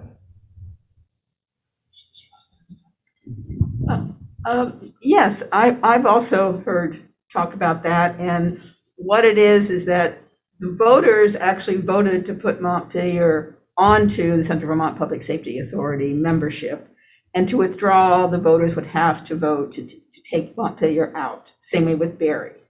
And there is some consideration to whether or not how committed the council is being a member, and whether you want to put it to the voters to see if there is community support. Connor, were you going to? Yeah, no, sure. And I think maybe I would recommend in the next couple of weeks, just throwing that out there as a possibility, maybe to hear from some members of the committee to see if this is a direction we want to continue going with regionalization. I know there's been quite a few bumps in the road. Sometimes it does feel like meetings are adversarial. It's, a lot of people putting a lot of hard work into this, and are we getting the results we want? So I think as we look at the future, it's a legitimate question to ask. And maybe in the next couple of weeks, if we want to hear from folks and see if that's something that the community and members of the committee would like to put on the ballot here. Well, I think you have your two appointees are actually logged in tonight. They may not be prepared to talk, but they might want to be invited to come back to talk. I just procedurally note that if you were to consider that for a ballot item for this year, it would need to be done at next week's meeting, because that's when we would be setting the ballot. Right. Would have to be done at next week's meeting. Yes. Because that's when you would be setting the ballot. So that would, 20th. if you were going to do that, you would warn that, and people would have time to prepare and come in. If you don't want to do it in March, or if you don't want to do it at all, then you've got as much time as you want. Any other comments on the council? I know this is kind of sprung on you, so you may not have fully developed positions on this yet. But I'll just say that we can anticipate further discussion of this next meeting. Steve, is that what you're rising to speak on? Yeah. Okay. If you recall, I asked that this get added to the agenda at the last meeting because it is in a crisis management dysfunction. But I've also called numerous times the fact that, especially in the context of the budget discussion, the city has a conflict of interest. The city as an entity relies on revenue, close to $400,000 in revenue that would go away if the Central Vermont Public Safety Authority launches a regional dispatch facility or PSAP, or combined PSAP and dispatch facility. And could you say what PSAP stands for people who Public might not Safety know? Answering Point. It's where the 911 calls are first answered, and that's the most time efficient and safest way to handle emergency calls, is to not have them answered in Williston and transferred via telephone with delay. and then have to repeat the same information to another dispatcher in Montpelier. So my point is that it's a very challenging discussion to have because of that conflict of interest. And that, in effect, we have the luxury of not having to have the ethical dimension of the discussion because the city mismanager threw on the consent agenda the approval of the CFMAS contract, which is the Capital Fire Mutual Aid. They are the group of fire chiefs that run a really slipshod organization. They don't, they've only recently, after many, many years of requests, started keeping minutes, and it's for the first time they opened opened the meeting of the Communications Committee. It's run by, but they don't respond to public records requests. I've asked for, CVPSA has been wanting to meet with the other regional towns to get more members to join. It's not sustainable with just Barre and Montpelier, both with different conflicts of interest. Barre wants to stay an island unto itself and fund its own radio system. Barre Town is doing the same thing. It's the least cost efficient and least safe. But Montpelier, in order to get that $400,000 revenue, requires a regional radio system. The question is, are we going to attempt to spend public money in Montpelier or secure grant money to monopolize the ownership of that radio system and have all these towns be captive customers because we're addicted to that money? Or are we going to really do what's right and engage and co-govern a regional authority that's going to be accountable? Our current dispatch system is not accountable or transparent. Deadly incidents happened. The Mark Johnson shooting happened because the dispatcher did not make the officers aware that this record from a few weeks prior indicated this person wants to jump off a bridge, is off his meds, and is suicidal. That could have saved his life. Several other incidents, ambulance calls getting delayed for half an hour because somebody went on break and forgot to dispatch. The management committee, of which some members are here, of that management has never met, has never warned a meeting, has never kept notes or minutes. And so all of these errors get swept under the rug. A regional authority with transparent governance and accountability is the way to go. And we just have to get over the fact that we're going to lose our little unaccountable little radio shop. But this is why this needed to be on the agenda, because currently the leadership, if you can call it that, of CVPSA is trying to run it into the ditch. For this for this first discussion of potentially pulling out of it. I mean, at the last meeting, you heard me take issue with it and question the fact that the police chief is putting in an email to the city mismanager that we're going to dissolve CVPSA. I'm going to interrupt you for just a minute. I've heard you say this a couple of times. I'm going to ask you to speak and refer to people with respect. That's respect. That's respect. That's an accurate characterization. It's a First Amendment protected right. So it is a protected right. Yes. I'm asking you to conduct I yourself respect that he's respectfully. mismanaging the town, and I will continue to reference it that way. But my point is that then you saw the mayor say, I support what Bill is doing, as if the mayor were the queen here. It's like, this is a council decision. Y'all have an obligation to learn your due diligence and to be informed and be voting a majority on this thing. This is not something that the mayor could just say, I support Bill. Okay, you're well beyond 2 minutes. We'll be taking this up again next week. Just briefly for the record, for folks that are listening, city does take in over $400,000 in dispatch revenue. We also spend over $860,000. So any revenue that we get only offsets expenditures. So to the extent that we're so-called addicted to the money, presumably if there were a regional dispatch, all of the expenses would go away as well. So the city would actually benefit by about $400,000, although we would then be contributing to the regional entity. So they're really, from a financial perspective, The revenue is simply a revenue for doing the business that we have, and we are a regional entity. We have spent a lot of time trying to figure out a different way to do it. I think more importantly, there were some assertions made, and I just want to be clear that everyone understands those were opinions that were expressed and not factual about certain incidents. The speaker's opinions, they don't have factual basis. Thank you. Peter Kelman. Yeah, can I just ask once again that if you're discussing something, you let us know out here in Zoom land where to find it? I gather you were starting to discuss the document called City Meeting Warning for March 1, 2021. Is that correct? Yes, and it's in the. I have it, but I didn't. But, you know, you just leapt into it.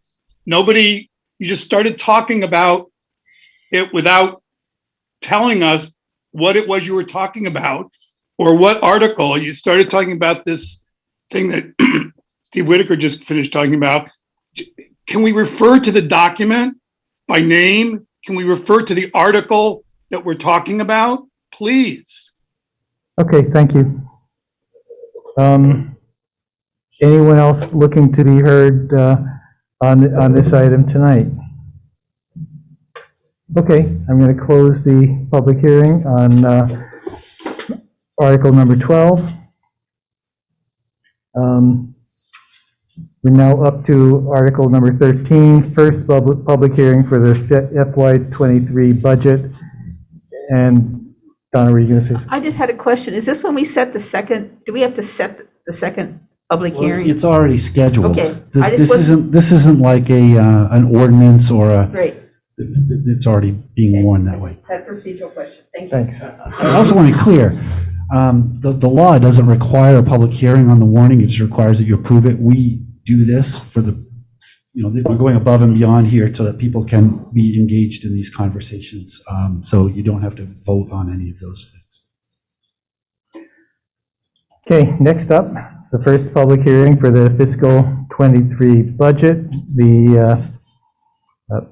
I assume we're going to have. Okay. Okay, great. Okay, you want to do that? Okay, we ordinarily would take a break at 8:30. It's 8:08, so we'll take our 10-minute break now. Be back here at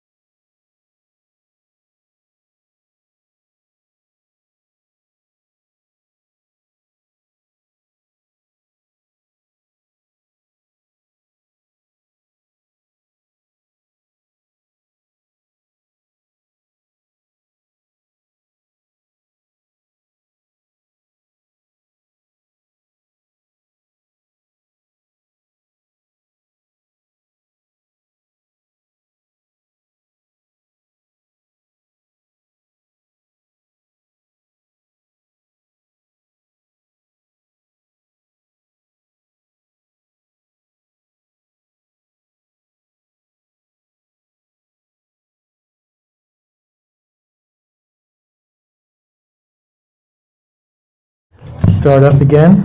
We are on item 13, the first public hearing for the fiscal year 2023 budget.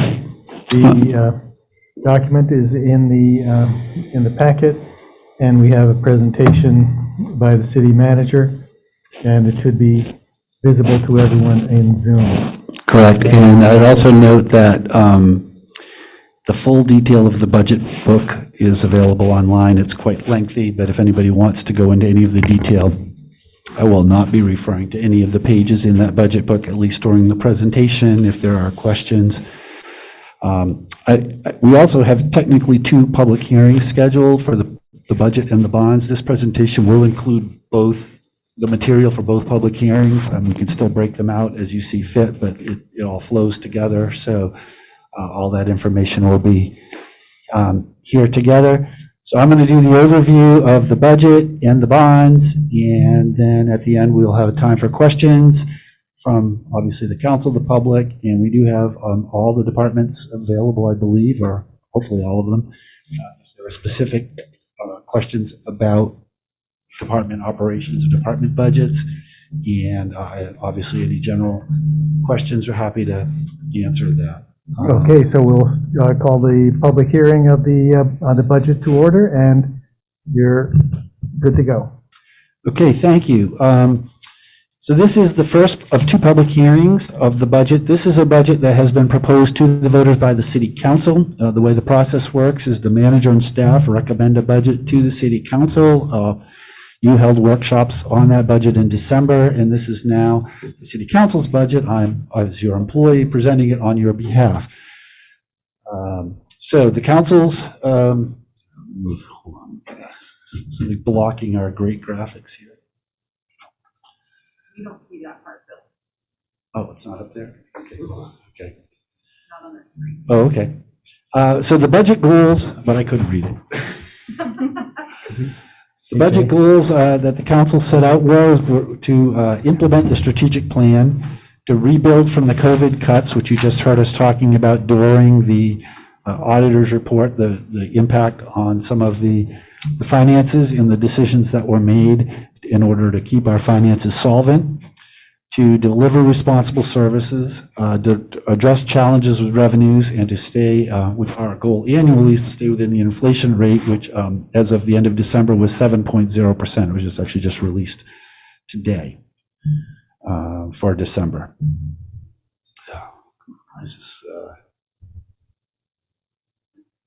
We're not moving forward here. What am I doing wrong? Oh, there we go. Oh. So revenues. We actually had some good news in revenues in the past year, which was helpful to us. We received full pilot funding of $1.254 million, and we've budgeted for that same amount for next year. Our rooms and meals and rooms, meals, and alcohol tax are improving. We've budgeted $253,000 for next year based on the trends that we're seeing. That's still about, it was about $275,000 2 years ago in the budget, but we had also budgeted about $200,000 last year. So it's improving. It's not all the way back. Last year, in the current fiscal year, the state did increase the highway aid by about $80,000 to $300,000, and we're anticipating that to continue for next year. Our building permits, we had been budgeting $100,000. They had dropped to about $50,000. We're back up to budgeting $75,000, but it's still not up to the full $100,000. But still, when you add these all together, the net increase from our last year's budget to this year's budget was $488,000. So that was obviously very helpful in trying to put our budget together. So we look at our strategic plan, and I am going to include items that show up in all sorts of different places in the budget, but just showing how we got to where we wanted to be. The end of the item of improved community prosperity, we've included the $50,000 for economic development. The child care facility feasibility, is being included in studies about the future recreation center. We have a bond issue that would address additional outdoor recreation, and just as an aside, we've recently purchased some more land for outdoor recreation this year.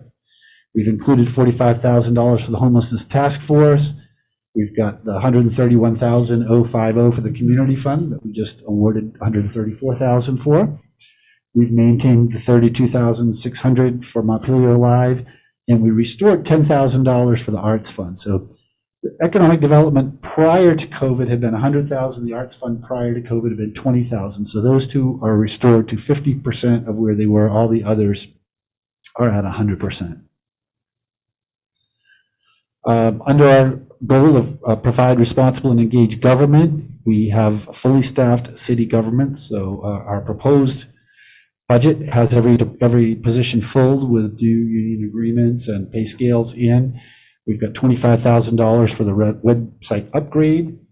We have $10,000 for the capital area neighborhoods. That is also a reduction from $20,000. However, because we didn't actually start the work with them until halfway through the year this year, we're going to use $10,000 of this year's for the first 6 months, and then this 10 and that for the next full 12 months. So we should be whole on that until next year's budget. Our capital plan includes $230,000 for buildings and grounds for our ADA transition plan projects, including the elevator here in City Hall. We've got $75,000 for communications, data, public outreach, $30,000 for committee support, committee outreach and equity, and $15,000 for advocacy. In our goal to create more housing, we have the full funding of $110,000 in the new funding for this upcoming budget for Housing Trust Fund. We're also restoring $60,000 using some old budget for money that we had cut last year for COVID. Under our practice good environmental stewardship, we've included $100,000 to implement the net zero plan. We've included $250,000 for the first net zero project, the DPW pellet furnace. We've got $34,000 for dam removal seed money. We've continued to fund My Ride for $40,000, excuse me, and we've got $600,000 to develop the Confluence Park. Under our build, maintain sustainable infrastructure, we've got a CIP, capital improvement plan, equipment plan, funding about $2.15 million. ARPA funding, capital reserve funding about $2.5 million. I'm going to go into all of this in more detail later, but there's rough funding. Under public health and safety, we've expanded the social worker for the Montpelier Police Department social worker, or contract for that, for another half. We have funding for body-worn cameras, as discussed earlier. That technology and vendor has not yet been selected. You funded dispatch consoles last year, so that money has been carried forward or partially funded, and we are looking to proceed with that in conjunction with the city of Barrie as possible. The police review committee recommendations are included in the police operating budget for the most part, including the CIT.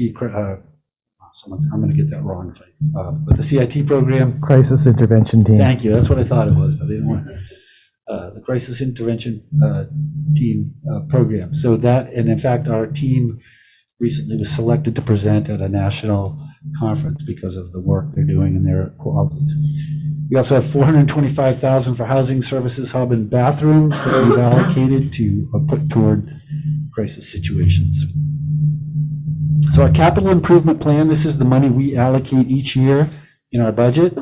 As you can see, we've increased the total funding that includes projects, capital equipment, and our debt service. So as you can see, we've increased the funding $223,000 from last year. And as you can look, we're still about $223,000 below where our pre-COVID target had been. So when we do next year's budget, we'll probably be looking to add that up as well onto that to get back to our funding level that was at $2.375 million and eventually probably even higher. But first we'll get there.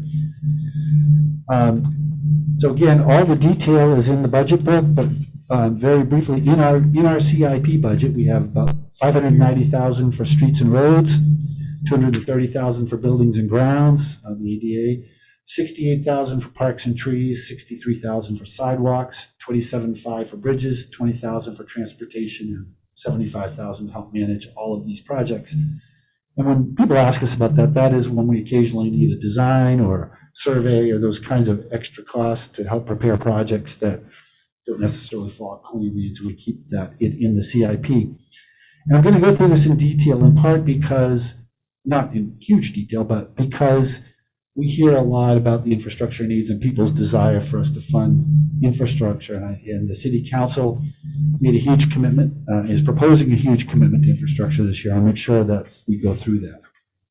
In our equipment, we're got 108,000, almost 109,000 for fire and EMS, 95,000 for police, for DPW, excuse me, 76,000 for police, $50,000 for information technology infrastructure, and 26,000 for parks. Again, the detail of all of that is in the budget book, particular pieces of equipment. But there's more to capital than just our CIP this year. So we have ARPA Part 1, the American, I'm going to blank on this. Anyway, the Restoration Act. American Recovery Plan Act. Thank you, Bill.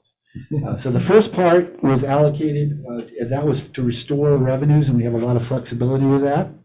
So we have a lot of individual projects in there, but essentially they split out into $620,000 for delayed roads, bridges, and retaining walls that have been improved had been delayed from prior years, and $420,000 for deferred equipment purchases. And this is where the $60,000 to restore the Housing Trust Fund is coming from. So in addition to what we just saw in this year's capital fund, we've got this. Well, then we have ARPA 2, what we call, and this is the second portion of our funding, which had been allocated, which had some restrictions on it. Now we have some good news. There was a new rule released last week. It appears that there may be a lot more flexibility with this funding than we had originally thought, and because it isn't tied to the budget vote, we could still consider that. But for now, we're keeping the allocations the way we had them. So we've got about 75,000 for community outreach and data information. The 425,000 is for homelessness issues, including the public bathroom. $50,000 for an EV charging station for city vehicles, and $450,000 for water and sewer improvements. So keep our eye on that. We may want to keep this list, but we also may have more flexibility. Bill? Yes.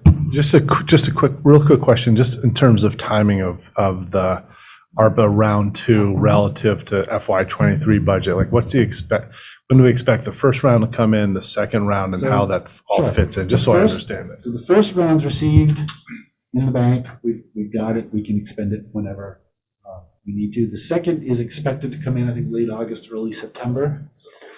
I think it's a policy decision on our part whether we wait till we have the cash in hand to spend it, or if we have a plan and we want to front the money and get back. We'll have to look at the eligibility, but I mean, we'll have that money pretty consistent with the fiscal year. We also have a restoration reserve, and that is monies that we had, a CIP restoration reserve. That is monies that we had previously raised for capital plans and then had held because we were concerned about cash and concerned about the fiscal, the mitigation plan that Kelly and the auditors described. And it turned out that because of some of these revenues that came in stronger than we expected, we are able to now release those monies. So we're putting an additional $180,000 in paving funds. If you add that to the 590 that's in there, that brings us to the annual total that we need to reach and maintain what we call the 70 PCI, the pavement condition index. Doesn't mean we're going to reach that this year, but that's the funding level that we need to have each year. So this will be the first year we've actually funded it fully. So that's great. And and I think strategically, as you look at this and we say, well, we need to add 223,000 to next year's capital plan. There's 180,000 right there. That's reach that level and stay at it. We also funded another 221,000 in delayed equipment. So we're catching up on these deferred expenses. And then we have $34,000 in seed money for dam removal.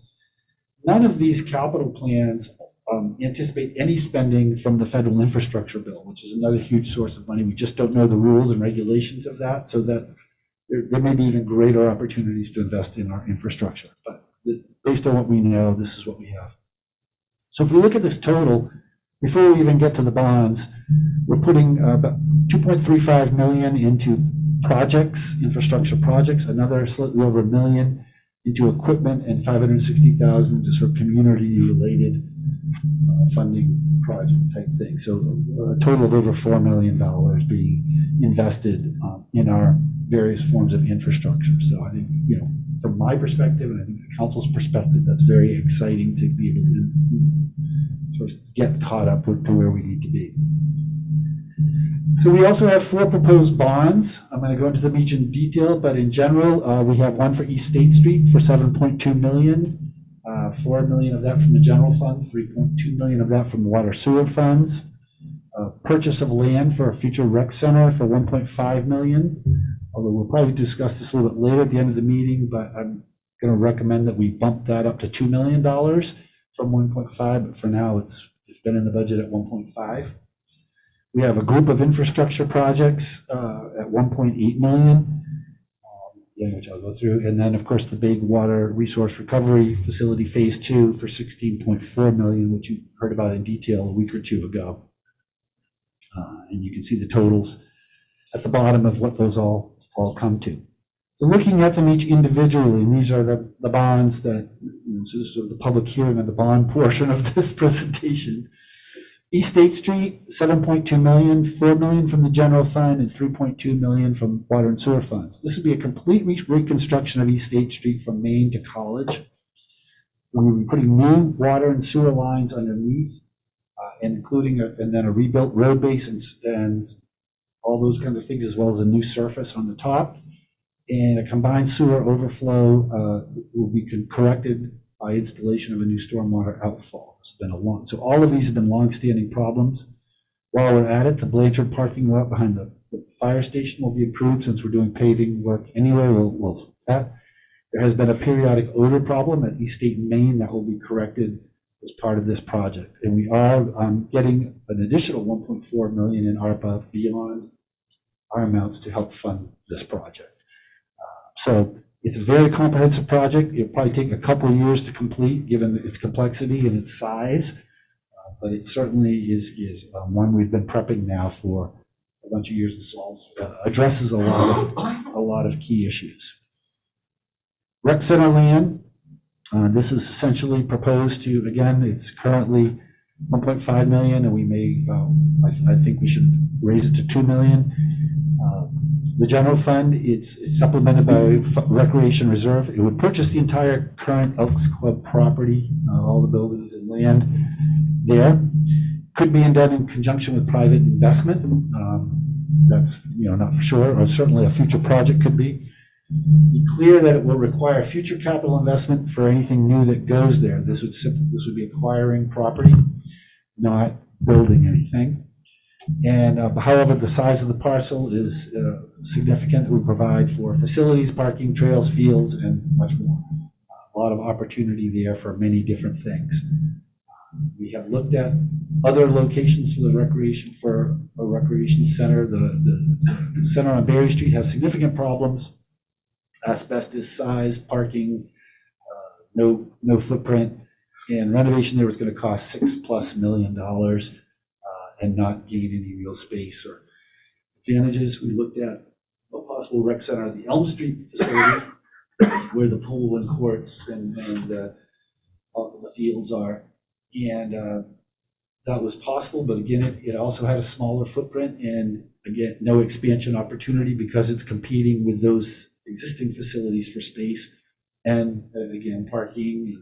Anyone who's been to the pool in the summer knows that it's already pretty limited, and to create even more of a demand there. So it really wasn't an ideal situation.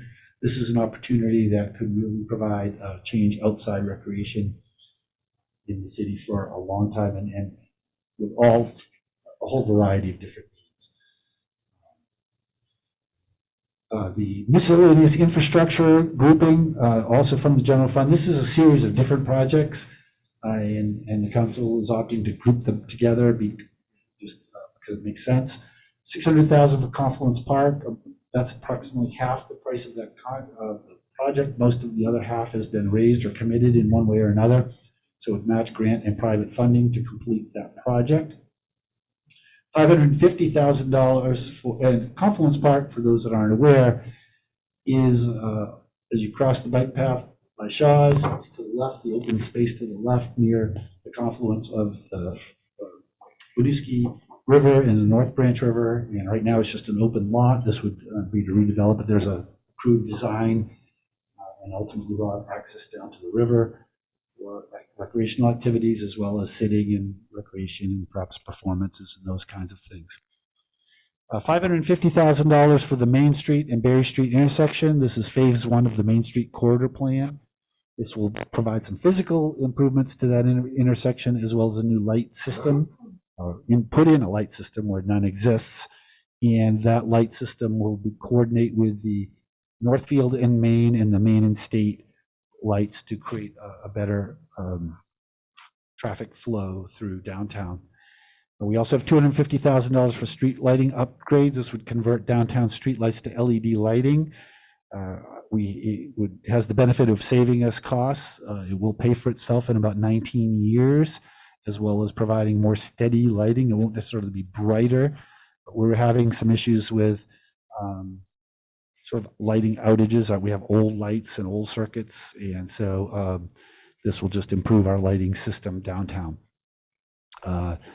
We commissioned a net zero plan to look at city facilities and city vehicles.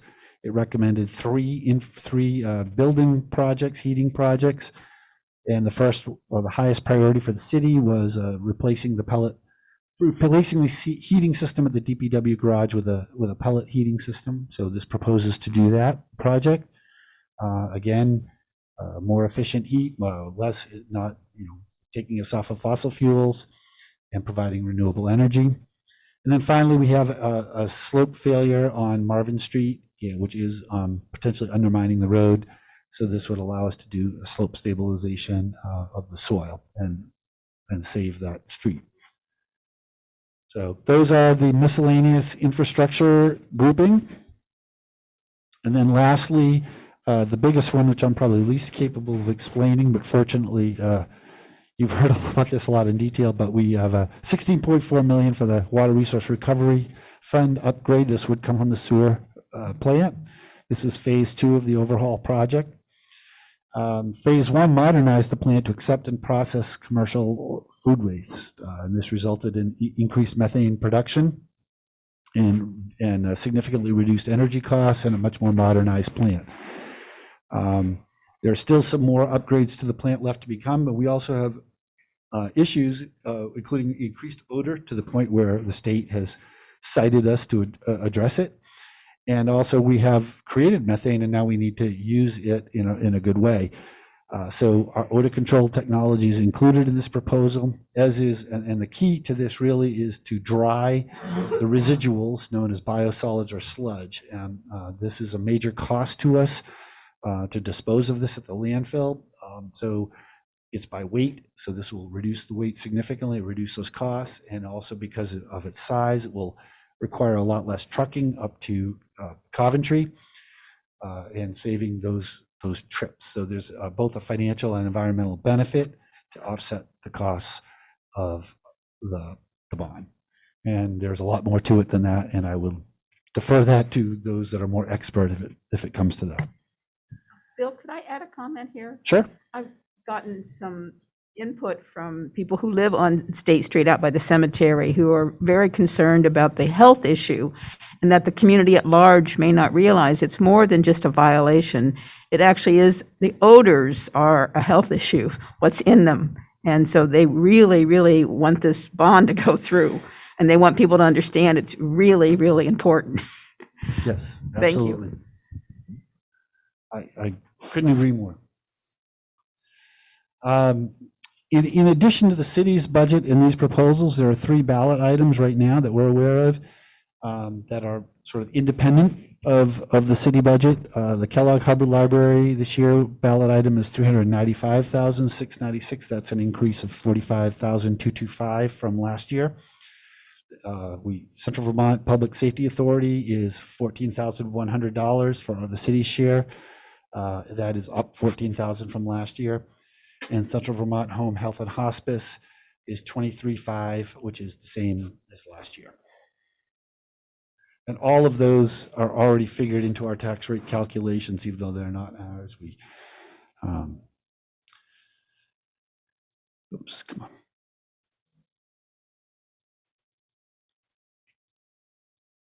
There we go. So where does that leave us? The city's municipal tax rate would go from 1.18 cents to 1.26 cents, about 8.1 cents or 6.8%. It will not increase 9.7%, as has been incorrectly reported at Front Porch Forum. So that is 7.4 cents from the city and 0.7 cents from the ballot items. Last year's budget, our budget only increased the tax rate by 0.6%. So our 7.4 cents, that the average of 8.1 and 0.6, excuse me, it's 8.4, not 7.4. So it's 4.2% over 2 years. I'll straighten that number up. I think I made a mistake there, so I'll get that correct. There's no change estimated for the residential education tax rate. In fact, we've heard it may drop, but until I hear that for sure, I'm not assuming that, but I am assuming that it's going to stay the same. So if it stays the same, the overall residential tax bill for everyone would increase 8.1 cents, and that's about 2.8% from last year for the total tax bill. So that's the real impact on the taxpayer, and that doesn't count any income sensitivity payments or circuit breaker and those kinds of things. So here's the time if there's any questions about the overview, if there are specific questions. Actually, we'll do this afterwards. And then just to wrap up, we have the public hearing this week, a public hearing next week, and then we'll start the normal early voting process as soon as ballots are ready, and with everything voted on by March 1st, Tuesday. So with that, we'll... Thank you. I'm going to do two things. First, I will also open the public hearing on the bond proposals. I think that it's probably easier to have them running concurrently than to try to separate people and commenting about the budget and commenting about the bond. So now we have two public hearings running at the same time. Do we have any? I may go back up there because it might be easier for me addressing people. Okay. Do we have any questions from the council? Jay. Just a quick one. In that bill, you were going to explain the change for the country club lot from 1.5 to 2 million. Yeah, we need to talk about that a little bit later tonight. Oh, later tonight. But, Okay, sorry. but I will say, generally, when we estimated, if you recall, the number we put in was an initial estimate of what we thought it might be, and we've since had more. Right. We've got an appraisal going, and we've had conversations with the property owner.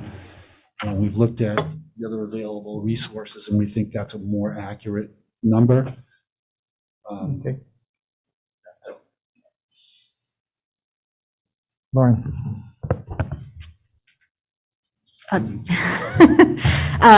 One question I had was, I really appreciated Justin Dreschler's idea earlier about looking at ways to help support the Afghan families moving to our community. Based on the new guidance from Treasury about the American Rescue Plan Act funding, does it seem like there would be some flexibility in there to think creatively about how we might be able to do that? I do. Great. Okay, I'm going to, go ahead. I just had one question. I got confused on your next to last slide when you were talking about percentages, Bill. Mm-hmm. Do you have a correction? Is that you have 0.6% last year, and then you have 7.4. Yeah, so I forgot to correct that. That was before, that was done with our proposed budget, and I didn't correct it with the council, so it's a little bit higher than that. Okay.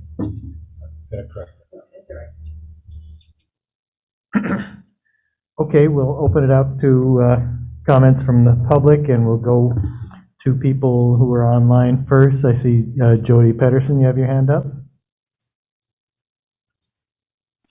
Yes, thank you. Hi, Jody Pedersen from Colonial Drive. So my first question is, do the voters get to vote on the bonds separately from the budget? Yes. There will be city budget, the school budget, those 3 ballot items, the library, those things, and then 4 bond votes. Each of which are separate. Each of separate bond, each bond will be a separate vote. And second comment is about the $2 million for the Elks Club. Seems like an awful lot of money for the residents of Montpelier to be putting forth for more recreation area. And I would really love to see that area end up getting developed, put a couple other developments of nice housing or medium-priced housing to find places for people to be able to move to our city and join us and add to our tax base. So I would much rather see a lot of that land go to a good developer to develop. Anyway, thank you. Okay, thank you, Jody. At the moment, I do not see any other hands up online. Dee Dee Brush, and then Peter Kelman.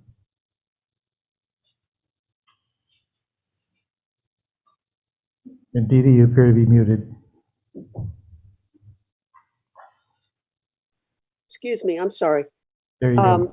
I was trying to read through the budget that's on the website, and just, and your presentation just now, Bill, answered a few of the questions. But when I looked at the line items and sort of the percentages of increases in some of the city operations, I was struck by one. It's called the total finance number, and it appears that it's gone up 20%. And I wondered if you could explain why. Is that a software expense? Why is it so high? Well, I'll let the finance director handle that if I get it wrong. She's here. I can't hear you. I'm sorry. I'm sorry. I will let the finance director's here, and if I get this wrong, I will let her answer it. However, that is one of those areas where we held 2 positions vacant in last year's budget in order to meet our needs, and as we're restoring the positions. So some of that is an increase with new people, and not new people, but just filling positions that had been zeroed out last year because of COVID. That's the biggest thing. And then I think there is some technology in there as well. She's nodding her head. If there's anything else, but those are the big things.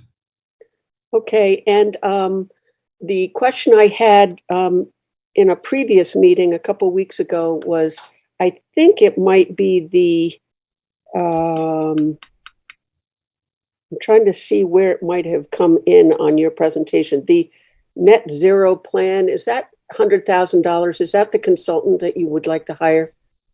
Well, so the city council's yes, I guess, ultimately.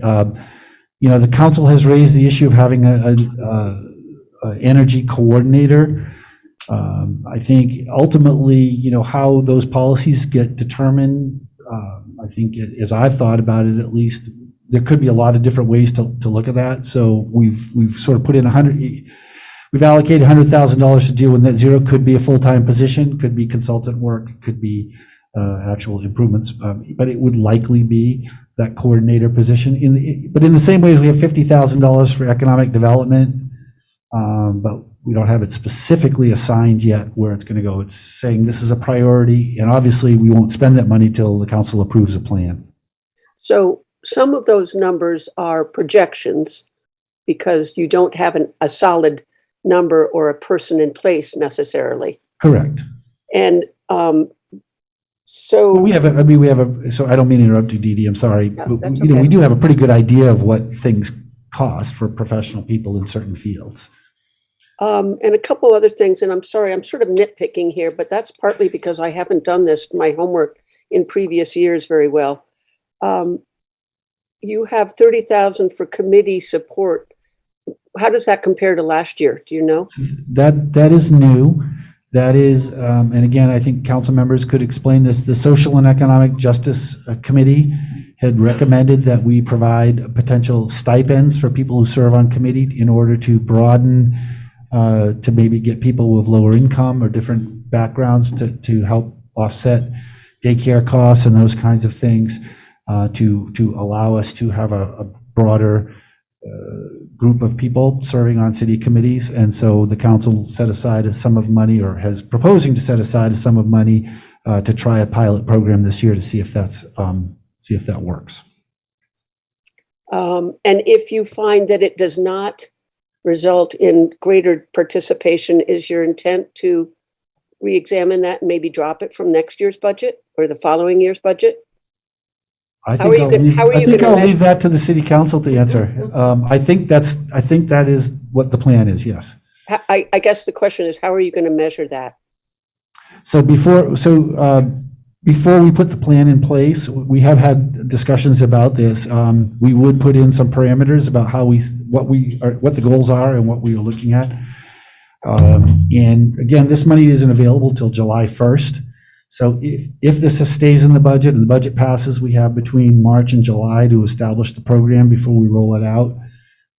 So speaking solely for myself and not for the city council, who would ultimately approve it, my thought is it would be something like comparing number of applications, looking at the diversity of applications, looking at how we're seeing, if we're not seeing any different people and we're not seeing any increased numbers, then my take would be it didn't work. If we're suddenly seeing a whole bunch of new applicants and people, representing different communities than we've seen before, then it is work. But obviously, we need to articulate that a little clearer than that. And the council may 100% disagree with me on that. That's just my own opinion. And finally, and then I'll stop so others can speak. Where do you suppose the number came from that was reported that we were going to perhaps experience a 9.7 increase in our taxes, and you just reported that it's only going to be 2.8? How is it so widely different? Because the overall budget, city's budget, is increased by 9.7%, but it's also offset by revenue increases. So there's the city's portion of the budget, and which is about 40% of the total tax rate. So the city's budget is going up 9.7%. The tax portion of the city's budget is only going up 6.8%. The school's budget, right now, we're calculating it's not going to change at all. The tax, they're saying it might actually go down, which means that 2%. So when you put it all together, the total tax bill would be about 2.8%. The city's portion of the tax bill would be 6.8% of just its portion. Okay. So right, I know that's a lot of numbers, but I know there is a basis for 9.7%, but it's not a tax number. All right. Thank you very much. You're welcome. Thanks, Dee Dee. Peter.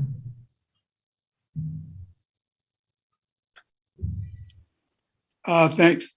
Bill, I just want to compliment you in two ways. One is I thought that having a PowerPoint was very, very helpful to citizens who are listening and watching. And I think that PowerPoint was very well done. And I appreciate your attempt to tell us what the initials mean, the acronyms. That's always bewildering to many of us. And too many times in city council meetings, I hear initials go whizzing by. I think that one of the things that you did or began to do that's important is to put the large items and the large sections into an overall context. And I think that's very important for taxpayers. I think there's still a communication gap if you drill down. Dee Dee's questions, I think, are an example of that. And you may say, well, that's just a $30,000 item. But it is important for us to understand what some of these line items mean. So I know that's a challenge because there's a lot of detail, but saying it's all on the website, the whole book is there, that doesn't quite do it for me. I think we need to figure out a way that people can say, I don't understand. What is this? I mean, what is this $100,000? What is this $30,000 for? That's for the website. What are we talking about? What are you actually going to do for that?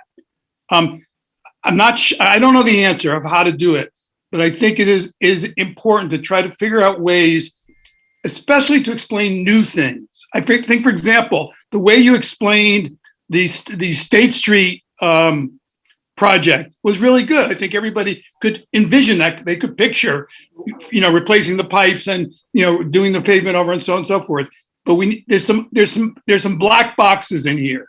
A black box is where you see what goes in, you see what goes out, but you have no idea what's in the middle. And for voters, it's important to know what goes on in the middle. That's just a suggestion. Thank you. Thank you, Peter. If I could respond to that, just to your question, but also anybody else who's listening, is I do try to call out anything that's new and different. Obviously, there's a lot, and you could spend a long time on each item. The bridge articles that I do, the one that's coming out next week, or maybe this week, will have a full write-up on all the bonds. The one that comes out the following week will have all the numbers on the budget, including itemization of all those items you talked about. So some of the things are, you can provide in more detail, in a more written form than you can just in an overview. It's sometimes just easier to answer the questions when people have. So I appreciate it is a challenge, and we do try to get it out, particularly for something that's new and different. So, and one last thing actually two last things. One, to the black box question. Projects, like specific projects that are well-defined, are easy to describe, East State Street. Services and policy goals sometimes aren't. So we're putting, money to this because we're trying to accomplish a certain goal, or we're trying to deliver a certain service, and we don't know exactly how it's going to come out until we spend a little bit more time. But what the council's saying is this is a high priority policy area for us. We're going to put resources to it, and we are going to develop something. So I can understand why some seems fuzzier than others. I would just like to make one suggestion, that those smaller items that are policy goals of the city council, I would suggest that city councilors make an effort to explain it to the people in their district. And that's the way you can begin to open up the black box at the district level. Have some district town meetings and let the people in your district ask you questions, especially for things that are, council babies. Thanks, Peter. I appreciate that. Next up, we have Holly Fowler. Hi there. Thank you, Council. Thank you, City Manager, for taking these questions. I'm here wearing my hat as a representative of the Complete Streets Committee. And in studying the parking fund portion of the budget, it may be there, I may not have seen it. Whether or not there was restored funding for this standing committee of the municipality, and it may not be there. I think I heard something earlier in the audit conversation about potentially level setting that. And I think our committee is just curious to know if there is a plan for restoring funding that previously flowed thanks to parking funds, or if we should be looking for it for someplace else, or if we need to take action, basically. So thank you. So to answer that question specifically, it's not in the parking fund. That's not just because the parking fund, really underperformed the last couple of years. Understood. And we think we have the parking fund more stable, and as we go forward this year, if it starts showing a positive income, we can set some aside, obviously with the council's approval. So we're keeping our eye on that. And I think in terms of, in general, having, the committee, we have processes. You heard, we outlined a whole bunch of projects that we're putting money towards, and in specific projects probably ought to get into that queue as well as that sum of money. So. Is there special instruction for how a special project gets into the queue? Is there a process? Yes, typically when we put out a call for those sorts of things, and we've actually been spending, we've been talking, this is more of an internal conversation, not for the council so much, but making sure we're clearly communicating with all the committees to know those deadlines, when to get projects submitted, and through themselves and through their committee staff and those kinds of things, just to make sure nothing gets missed. We've had a couple committees asking this question, and we want to make sure everyone has a chance to get their things into the mix. Okay, we will be listening and waiting. So thank you very much. Thanks, Holly. Phyllis Rubenstein. Thank you.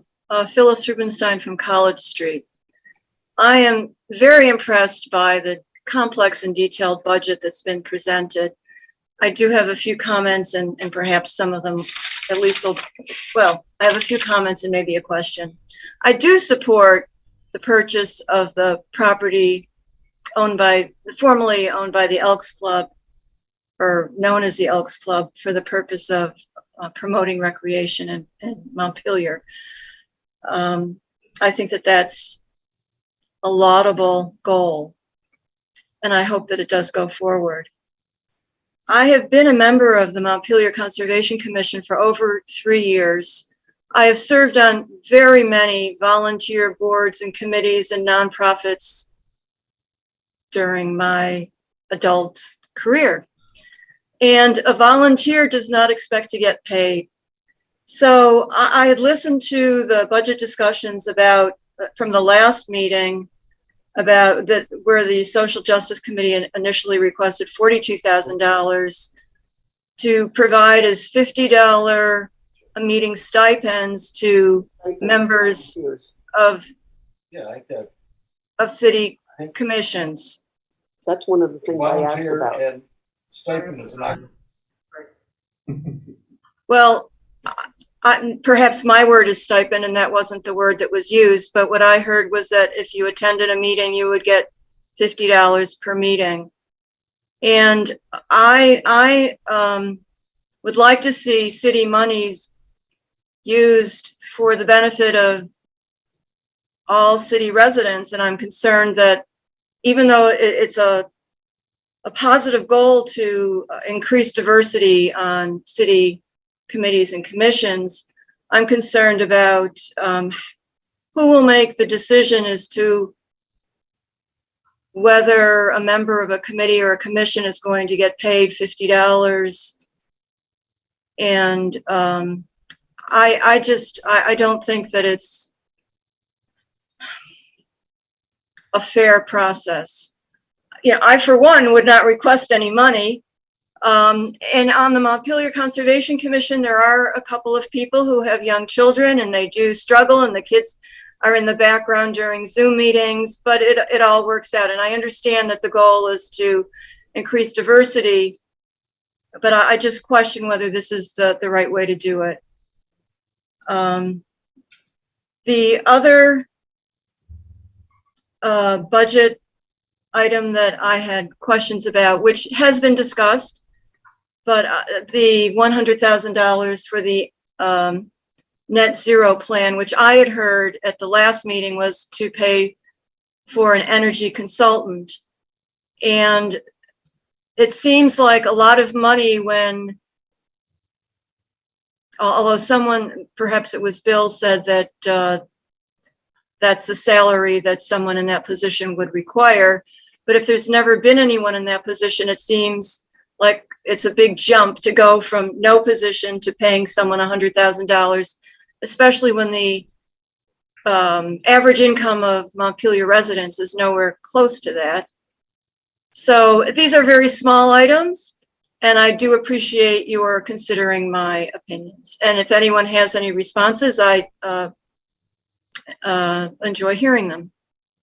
Before anyone responds to your policy issues, Phyllis, just for your benefit and everyone else, when we talk about $100,000, that's all in for an employee. That includes benefit costs and office space and those kind of things. It wouldn't necessarily, so the actual salary would probably be more like 70 some odd thousand with everything else on top of it. So it's a total package for an employee. I just want to be clear I think so when we say 100,000, that's about what it costs us for a full-time professional position, all in. Okay, and that does make sense. Thank you. Okay. Do you want to cover the first part? The policy part? No, the stipend piece. So Phyllis, that was part of our conversation at our last meeting about what this pilot project would look like. And exactly to your point, that this would be would be voluntary, sort of no questions asked process where folks could, if they were involved in a committee, could request the funds. It would not just be a blanket, everybody who shows up for a meeting gets paid that stipend. And, I raised this point with Kelly and Bill at the same time. And, the city does not want to be in the business of trying to verify income or trying to justify this type of expenditure. The idea is that it's a easy process, that it would open up the doors and make more accessible.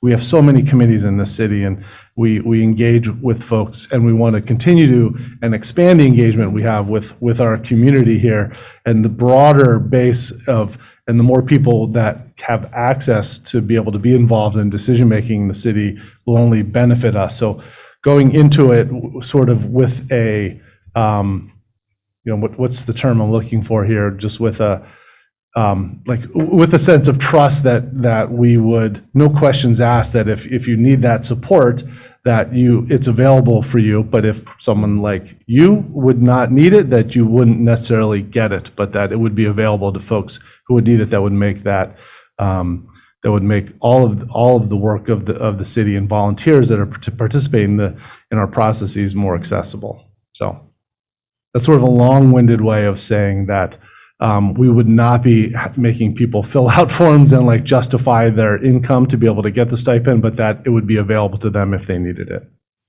I'd also like to add that it's to lower barriers for people that wouldn't necessarily think coming to a meeting or being on a committee would be possible for them because of finances.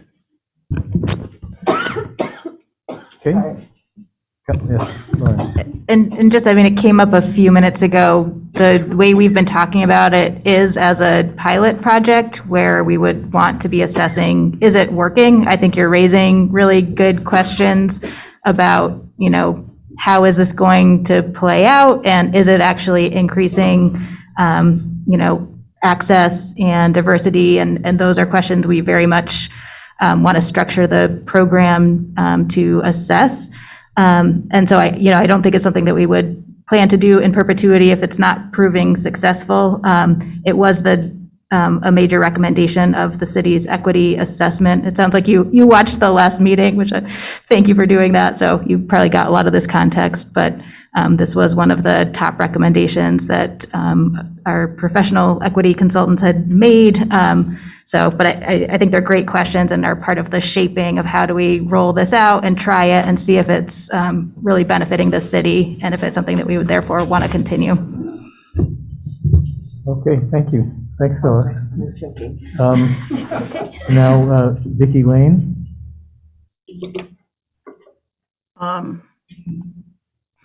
Yes, I have to say that I do agree with Phyllis in that volunteering for a committee assignment or whatever is volunteering. Those of us that do tremendous amounts of volunteer work don't do it without expectation of any kind of remuneration, even for gas that we spend going to and from. Even those of us like me who don't have much money at all. So, and I also really I really have trouble with the $100,000 as well as the $30,000. I also have a question about the positions, which maybe I'm not following correctly. Those positions, I think you said, Bill, in the finance department that were there but are not, and you're putting them back. Are those positions that are currently held by someone, or would those be new hires? They're now held. They're now filled. So people have been working without pay for the last, No, in last year's budget, we froze them, and as revenues came in, we've hired people based on our current situation. Now we're budgeting it fully for next year. So we froze positions based on our revenue situation, but there are. but if you froze the positions and the people were still working. No, so at the time they were frozen, there weren't people working. So we had 6 positions that we froze citywide. And then over the course of the year, based on our financial position and based on specific needs, we've been able to bring some of them back. Because I was going to say, do we really, if they're not filled, do we really need them? But if they're filled, I guess we do need to pay. Filled, and we do need them. Yes, we were definitely. We do need to pay the people if they're working. And they're doing work that's necessary. Okay. I also support the, I can't believe I'm saying this, that I'm supporting a $2 million potential. But the Elks Club thing, I kind of would rather see the city do something with it and have it remain somewhat wild as a rec type field or recreation area than have a developer come in and put expensive houses or condos or whatever up there. And I don't think we can demand, I don't think we can tell a developer that purchases the land what they can and can't build there as far as houses. So I would like to see some of that land stay natural, as natural as it can. I know that we would be giving up tax revenues for any houses that are there, but I don't know. Anyway, thank you. Thanks, Vicki. Jean Leon. Hi, good evening. Jean Leon, Berlin Street. I just have, first time I've heard of this. I was a member at the Elks Club, and I know it changed. Is this something the city's looking into purchasing? Or is this on the table already? Maybe I missed. I've been out of the loop for a couple of years, considering the situation with the pandemic, and so I had some comments, but I just, because this just came up, I just had that question on the Elks Club. I mean, because there'd be a significant amount of maintenance for the city if that was the case. So, Gene, thanks for that question. The city will be purchasing the property. We've been looking for a location to develop a new recreation center. I'm sure we wouldn't operate it as a golf course and in its current state. And I think it creates a whole lot of opportunities for future fields. There's a lot of people that are interested in doing various recreational things there. And we would be planning all the potential uses there. So yes, there would be maintenance, but any recreational facility would have those costs and maintenance, but those are decisions to be made in the future. But the land the land's available now, and it's an opportunity for the city to control a major piece and direct its future. But we don't have a recreation crisis. We have a housing crisis. We have a affordable housing crisis. Anyway, I just can't emphasize enough the importance of responsible budgeting, and especially with the social and economic consideration and the effort to reduce rather than increase our taxes, however necessary, in the most creative ways that you could come up with. I know I like this idea of this pilot program because, I mean, even as a council, you guys, it is voluntary, even though the compensation is minimal, but it's like having 2 full-time jobs on top of the other jobs that you guys uphold. So, I mean, just from the feedback that I get as not only a CAN member, running for office 2 years ago and just being involved in my neighborhood and other neighborhoods and community and just being out there. I mean, residents get fed up and they're frustrated with the systemic way of governing things in the city of Montpelier, especially with tax increase. And so people do feel misrepresented or misguided. And I know things are out there and things are posted and things, but the communication has to improve. It's essential. And yes, the website is difficult to navigate. It took me a minute just to get on here, and it took me another minute, to find the whole budget thing. And it's outdated. It's completely outdated. The hours are off. It's hard to navigate through there. And so there has to be efforts to improve public engagement and dialogue.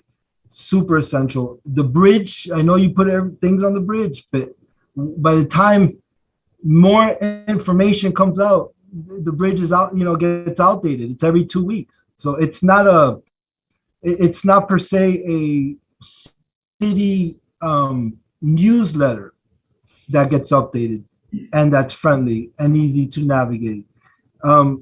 Anyway, I wish you all the best. As another note, in Montpelier, I don't think we need to add onto the budget an energy consultant, in my opinion. We have many energy professionals in this city that would be more than happy to advise. Anyway, have a good night. I look forward to this conversation further. Thank you. Thanks for coming, Gene. Kate Stevenson. Hi, I'll just jump in right on that comment. Perfect So timing. my name's Kate Stevenson. I'm a member of the Montpelier Energy Advisory Committee. And you're right, Gene, that there are lots of talented energy professionals in Montpelier that can help out. That's what the Energy Advisory Committee is for.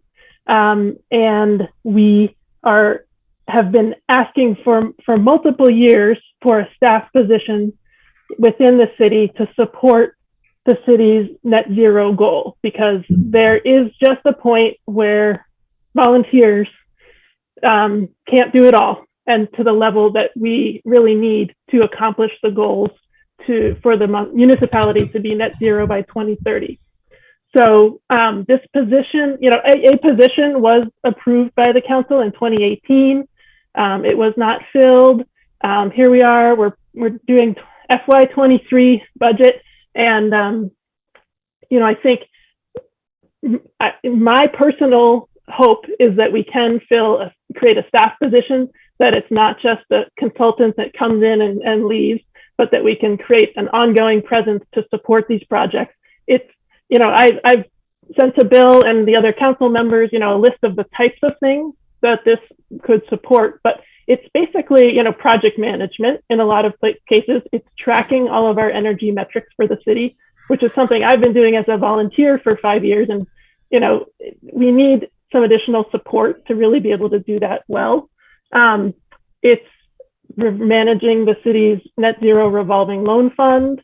There is a long list of things that are not necessarily happening or happening only just a little bit with volunteer support.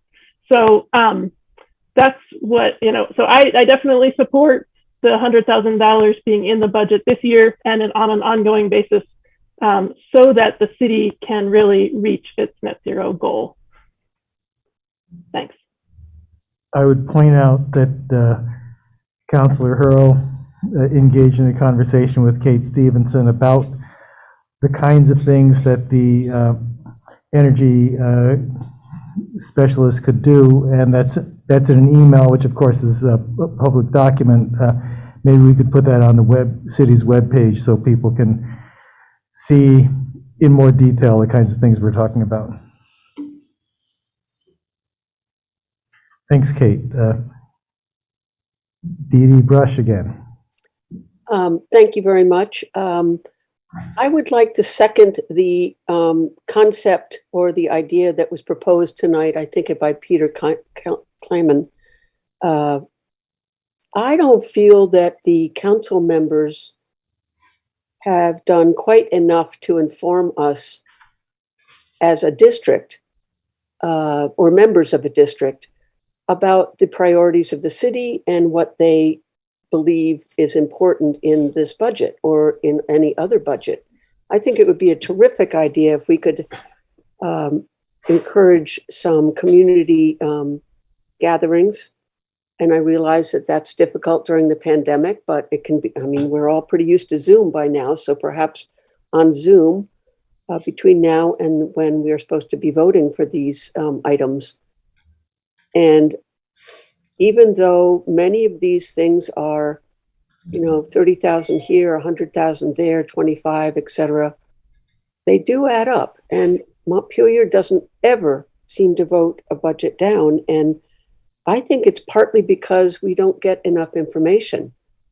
And we don't have the expertise to burrow our way through many of the documents that you all have access to and discuss and debate on a weekly basis or bi-weekly basis. So I would encourage more of that, if possible, between now and the vote.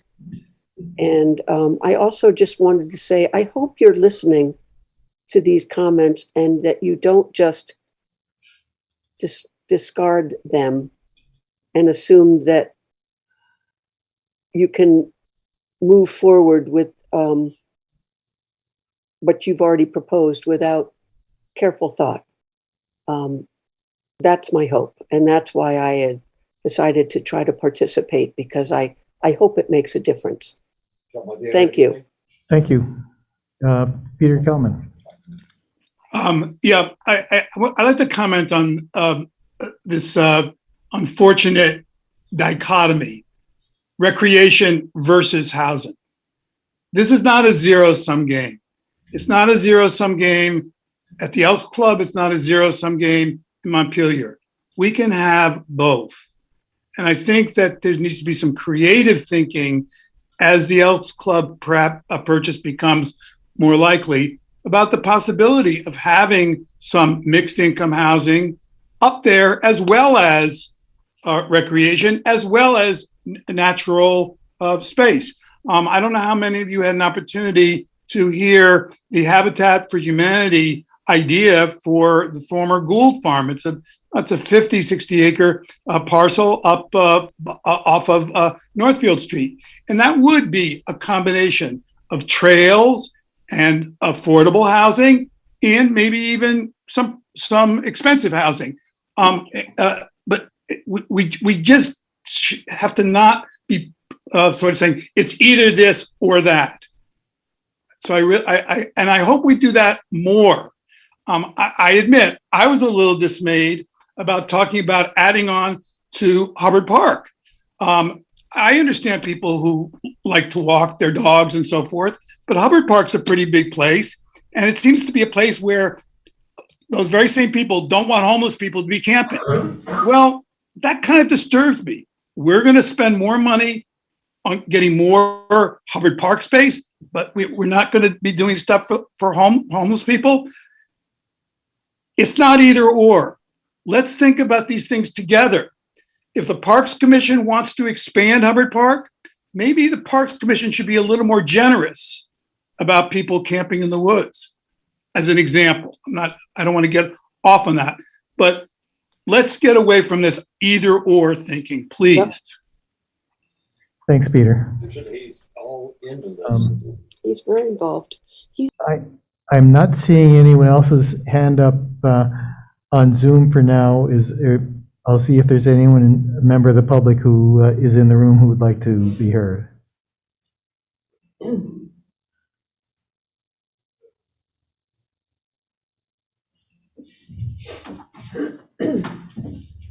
So I did take the time to spend several hours going through the budget book. I'm concerned that the with the best of intentions, this budget is a product of a dysfunctional relationship between the council and the management. The management has rolled this thing and facilitated a relationship where the council rubber stamps a lot of stuff. So this process of, we're going through the motions of public engagement we shouldn't have canceled the February 5th meeting. You should have had this presentation as a way to inform and engage the public to then come to public hearings. So instead, it's like 9:30 and where everybody's tired and ready to go home. And now that you got a lot of detail to have to deal with, or ignore as you see fit. The access to the information, other people have made that point, is miserably deficient. It wasn't in my case because I came to City Hall and knew who to ask to get access to it.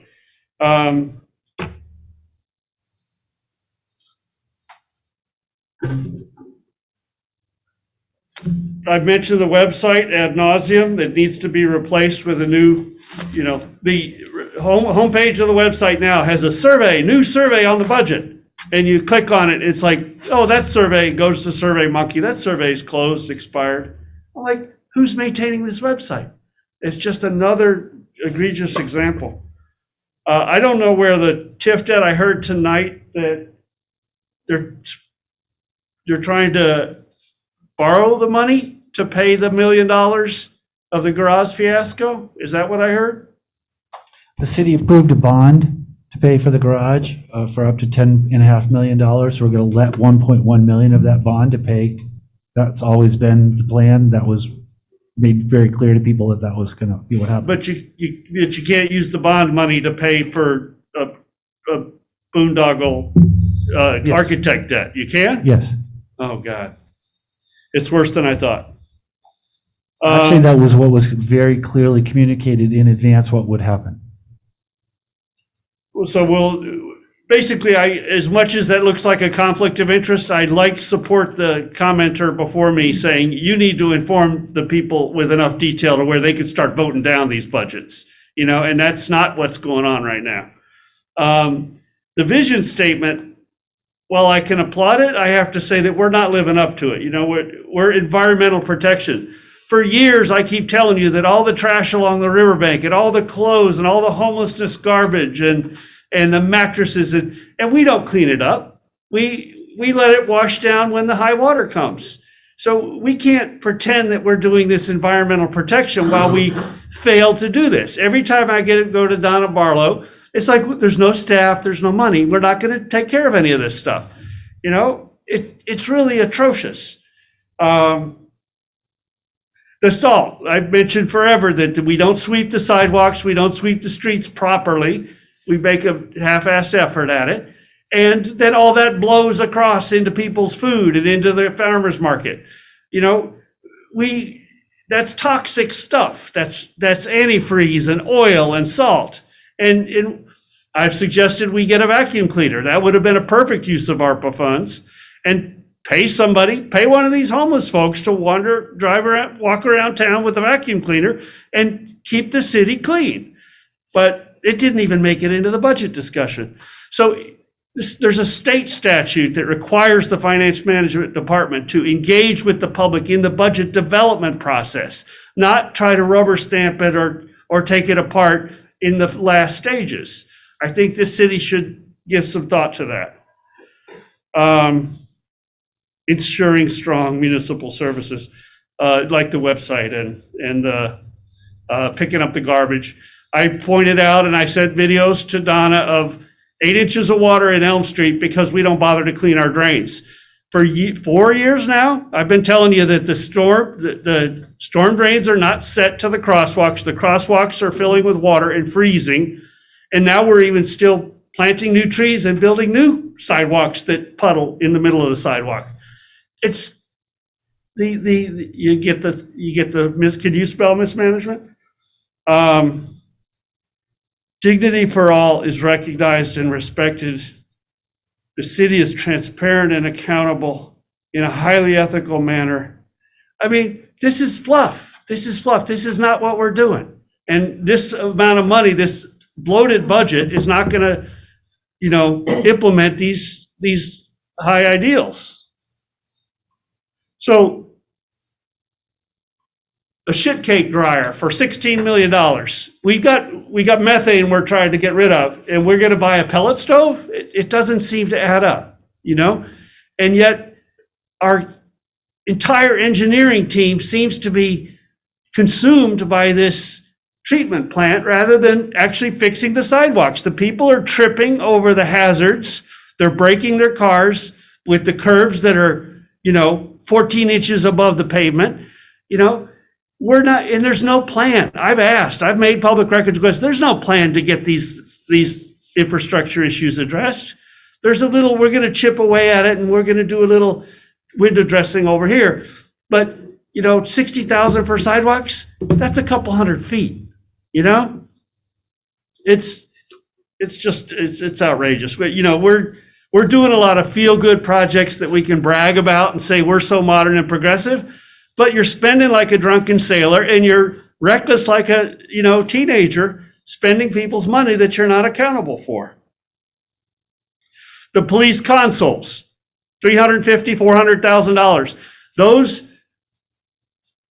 I've talked to some experts in this radio technology, and the Motorola consoles that have been proposed to be bought should not be bought. They are not the least expensive and most cost-effective until we get a complete design done.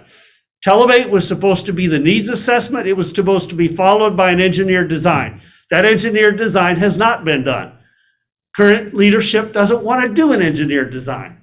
So the radios, there's thousands of dollars, tens of thousands of dollars in those deferred equipment expenses that have been put in unbeknownst to most of you in prior years. Police radios, police vehicle radios, etc. There's a proposal to switch to FirstNet with no analysis or measuring of where the coverage is better or worse than Verizon's. We know that AT&T lied to the state about where they had coverage. They also lied to the police chief about how priority and preemption works on an LTE network.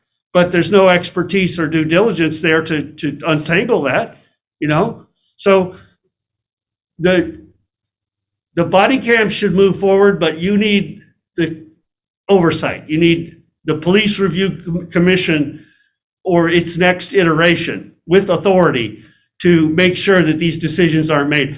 I've given you the example that finding a way to turn on a smartphone to make recording.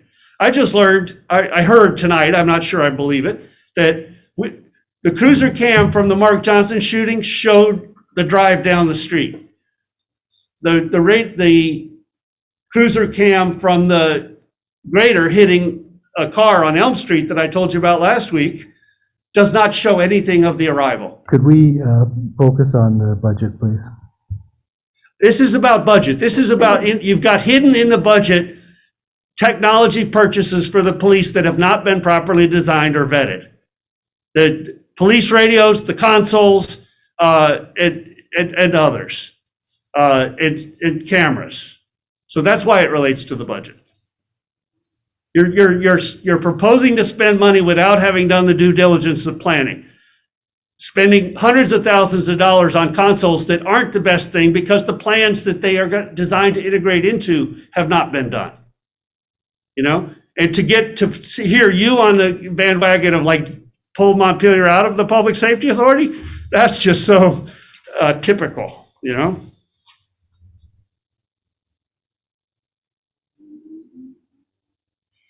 Oh. Now, we've had a long presentation. You've gone way over time. No, I haven't gone any overtime to many of the people who spoke tonight. I think you have, but I'd like to hear if you could bring this to a conclusion. Could you please pull your mask up over your nose? Thank you. Mr. Whitaker, could Replacement of failing meters. Are we replacing them with meters that that are only available to people with smartphones? Or are we replacing them with meters that people can put coins in? And who's overseeing that process?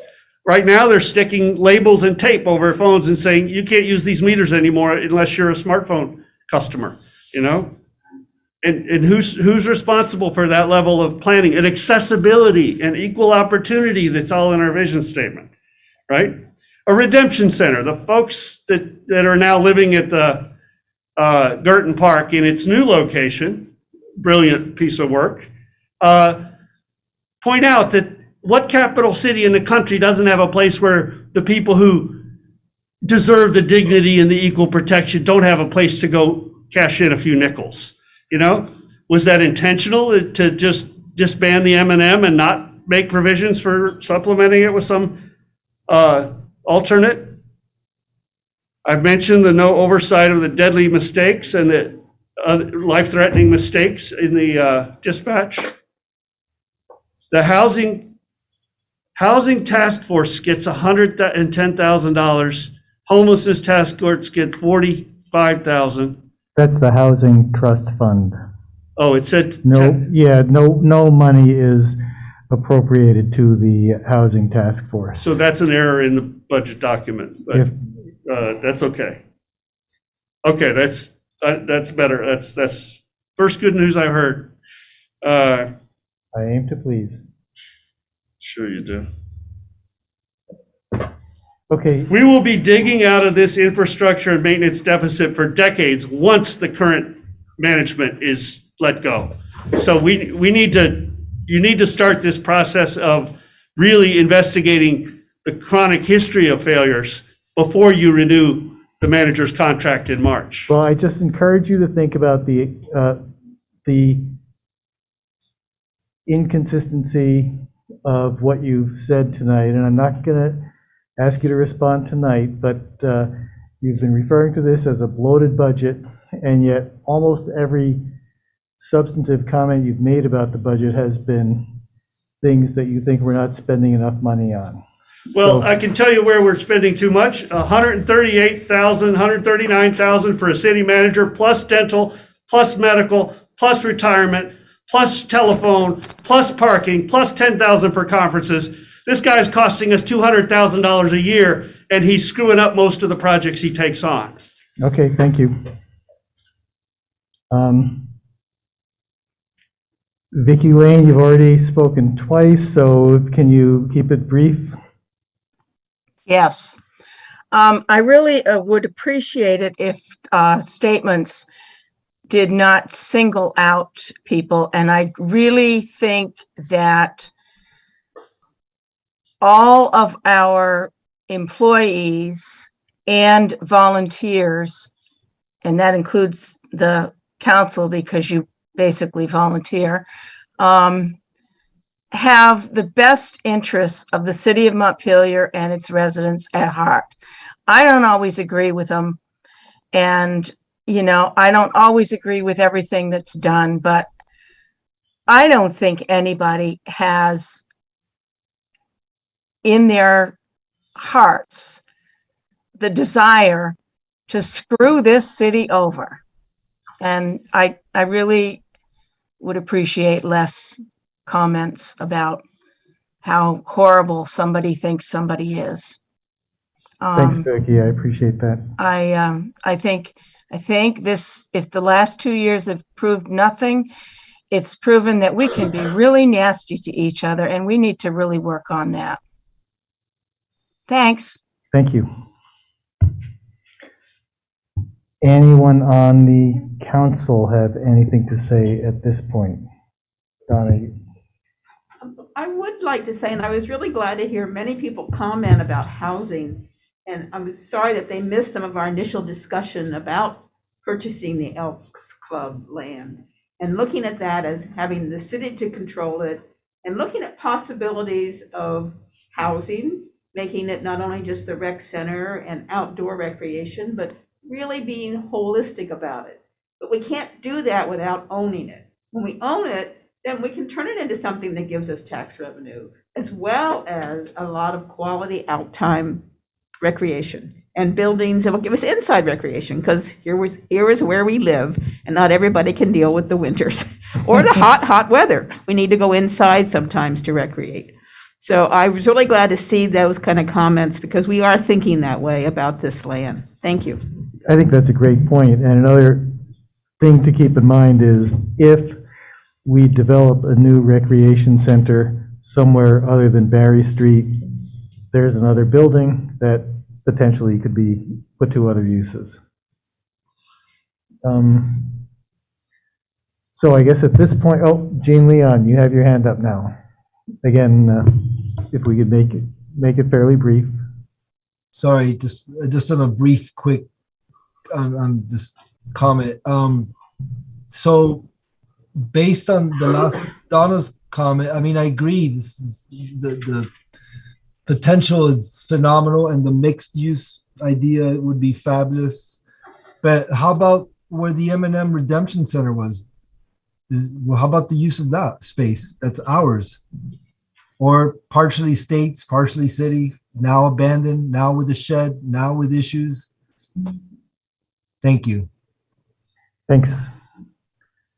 At this point, oh, Connor? Yeah, no, I just want to take a minute and thank everybody for their comments tonight, and just to let folks at home know, we don't make these decisions lightly, and we understand asking folks to contribute a bit more. It takes a toll on everybody. But I sort of regret the idea that we can't have a more progressive form of taxation in our limited municipal government. But I think, as we've noted, we see a lot of our neighbors falling through the cracks here, especially during the pandemic. When the homelessness camping policy came up, we had 50 people here saying, we got to do more, we got to do more. And we hope, between the $425,000 investment in ARPA for a future hub there, and dedicating resources to, social worker, peer outreach, we're at least beginning to scratch the surface here of trying to help people get the help they need. We hear a lot about roads. There's substantial investments into our infrastructure here to make sure, there's less flat tires on the roads and that people don't trip on the sidewalks. Investments in ADA, these things are so important. And it's been said, the rec center, we had three options. We could have gone to the rec fields out of the Elks Club or out of the Elm Street there. We didn't think there was the room and didn't want to sacrifice the space for some of the other fields. We could have invested in the existing building, but, it's past its expiration date, and it would take substantial investment to bring it up to speed, and it's better to have options, better to take a fresh look at this. So again, I think a lot of these increases did come as a result of a robust public input from the town here. As Kate said, with the Energy Advisory Committee, we rely on our committee so much, these volunteers. And, all these years of saying we'll get to, net zero, we need to put some investment behind that to actually make it work. Otherwise, we're just having a conversation with ourselves. So reasonable people can disagree on this. I appreciated Vicky's comments about being civil to each other. We're all neighbors here. We're paying the taxes as well. But I really appreciate just the thoughtful comments tonight from everybody in the audience. So thanks very much. So now I think it's time to close the public hearing and then for the council to take action on these ballot or budget agenda items. So that's the sequence, right? You may take action. If you choose to direct us to change anything before next week's meeting for the second public hearing, then this would be the time to do that. You also will have the opportunity to make changes after the second public hearing. And so both the budget and the bond public hearings are now closed. Folks, what do we want to do? Go ahead. Oh, no. Oh. Breathing. I haven't been breathing. Yeah. I apologize for my not breathing well, everybody. Beyond your control, I would say. Do we need a motion to move what was proposed this evening onto the next public hearing? Is that? You don't Just trying to need any understand motion if process. nothing's going to change.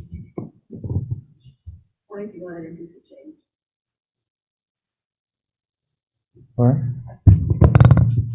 Like one question, I think, for Bill, and then happy to just share my overall thoughts and just echo the appreciation, really thoughtful comments and input tonight and from the hearing from the community in the last month or so. My question, so just tied to the ARPA money, which because that would not be increasing the tax rate, like did anything jump out at you with the new guidance as something that could be a natural fit to move We there? have looked at that.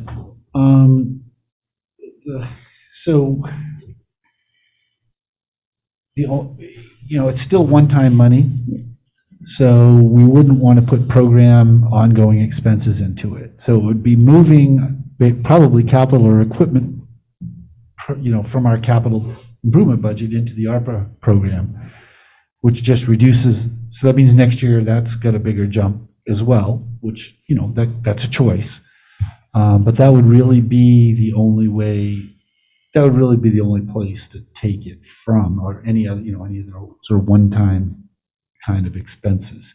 So it's not impossible, we could, and we've been thinking about it, and since we heard that there was going to be a change in the ARPA requirements, my first question to Kelly was, what could we do to reduce the taxes? And we kicked it around with our team, but it's just, it's moving one thing around. So, maybe it's an opportunity to have more flexibility to do some of the things we'd like to do in the future, or, put it toward, some of these things. So. Thanks for that. Yeah. And if, any epiphanies come up before next week, we still have another chance. I guess just to share my thoughts for a minute, I really have struggled with this some. I really hear and appreciate and feel the concerns about increasing taxes at a time when costs for everything are going up. And I know that all of us on council have wrestled with that. And at the same time, knowing that, week after week in here, we hear about these increasing needs.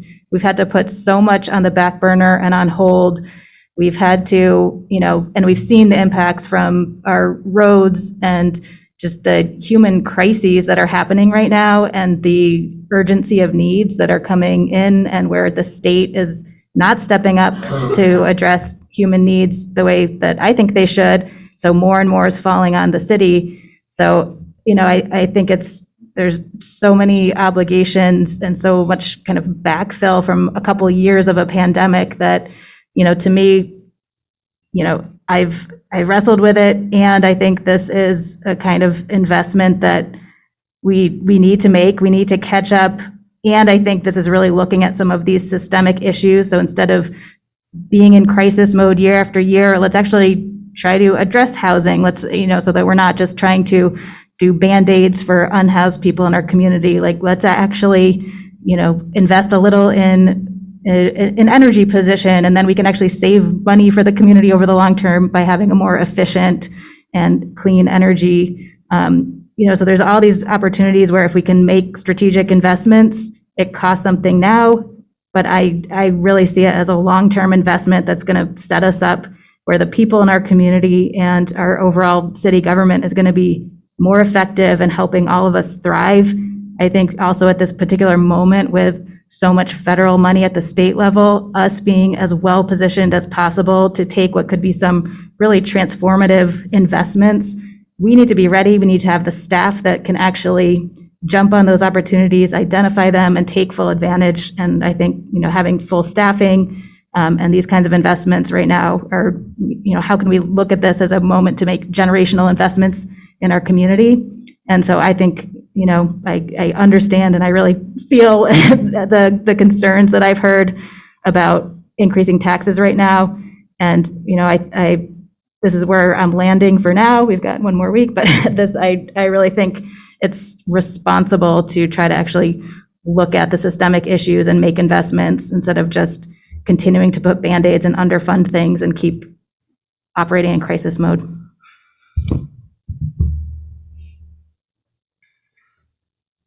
I agree. I think that this has been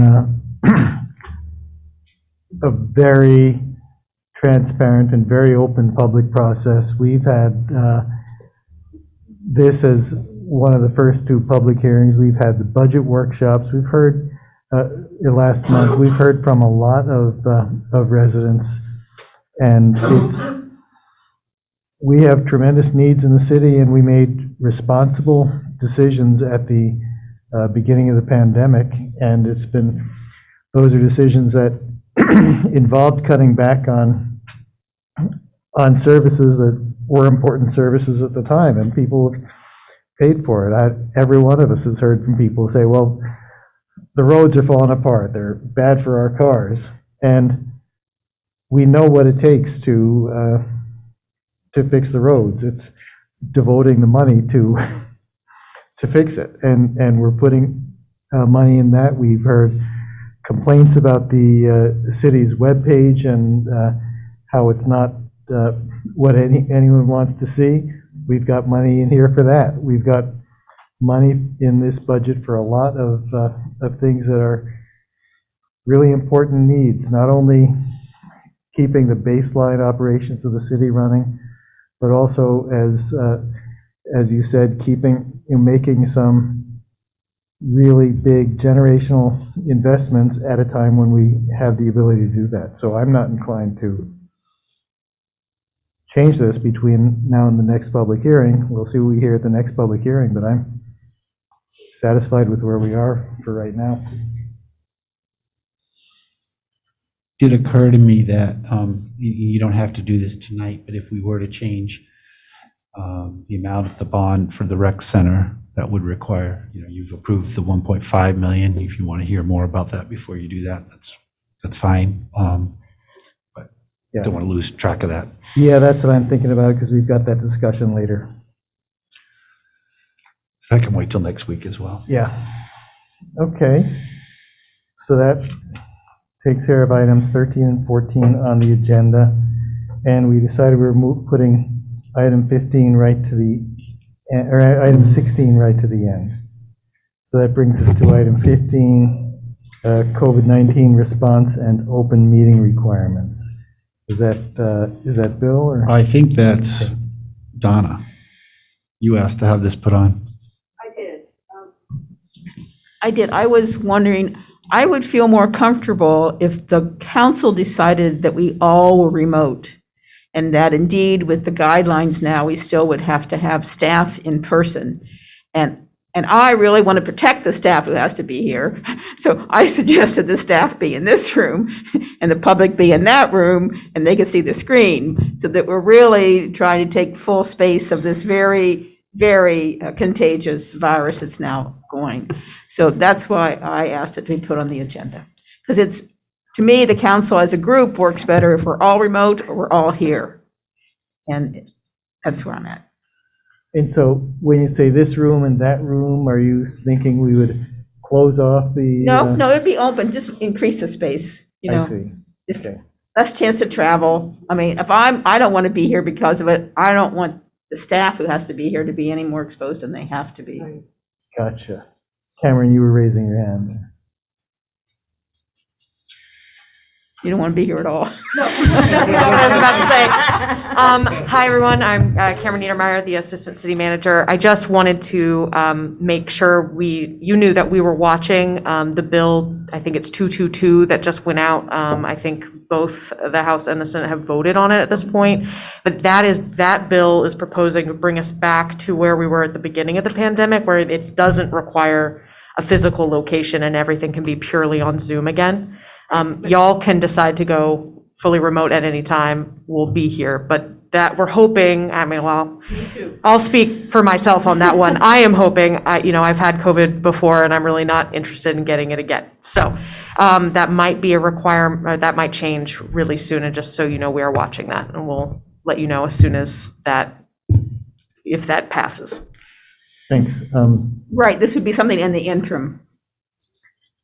I guess I'll take comments from everyone else. I guess what I'm coming from is with regard to going full remote with nobody physically present, that really concerns me because there are people who don't have the ability to participate remotely, and I want to keep the building open for those who can only participate by coming in person.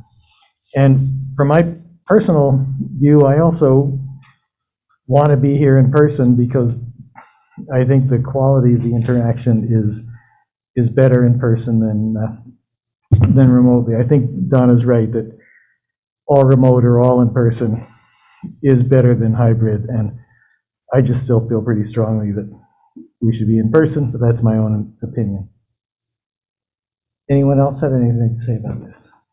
I have very bad asthma, as you've noticed tonight, and I am really not interested in getting sick. And I had posed this question to Donna because I was sick and under quarantine last week, so I thought I had COVID. So I would feel more comfortable and safer being remote, but that's being super selfish right now.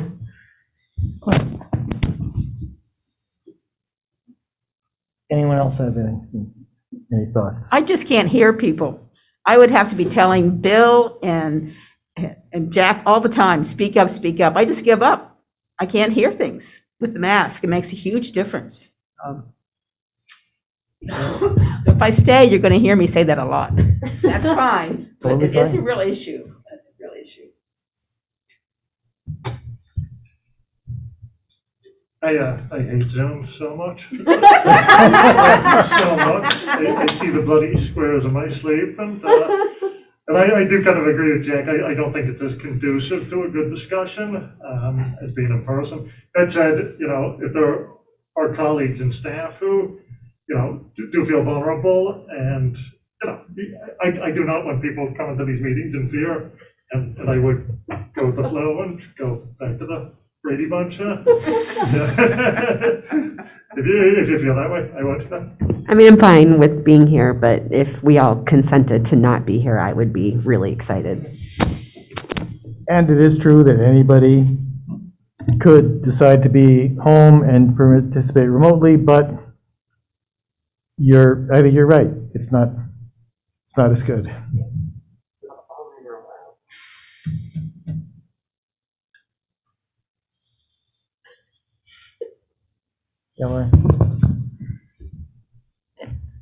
Yeah, I mean, I kind of agree with everyone on different aspects.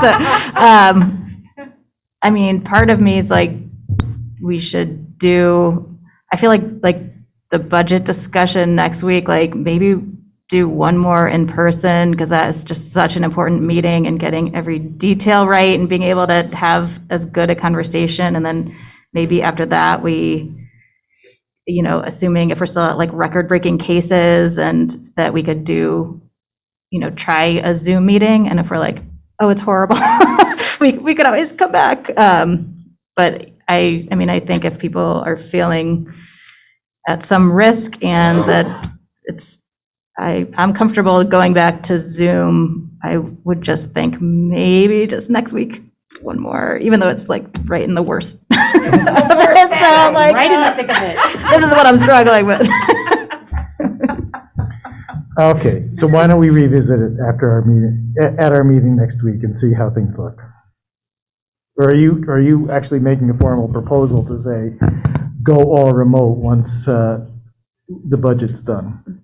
I think that's where I'll be inclined, even though I also passionately hate Zoom and spend all day on it and don't want to. But I do think for our February meetings, we could probably do it. And if we're still at this, and could reassess if cases are starting to dip and the circumstances seem to change. But that would be I guess what I would be supporting next week, unless something changes.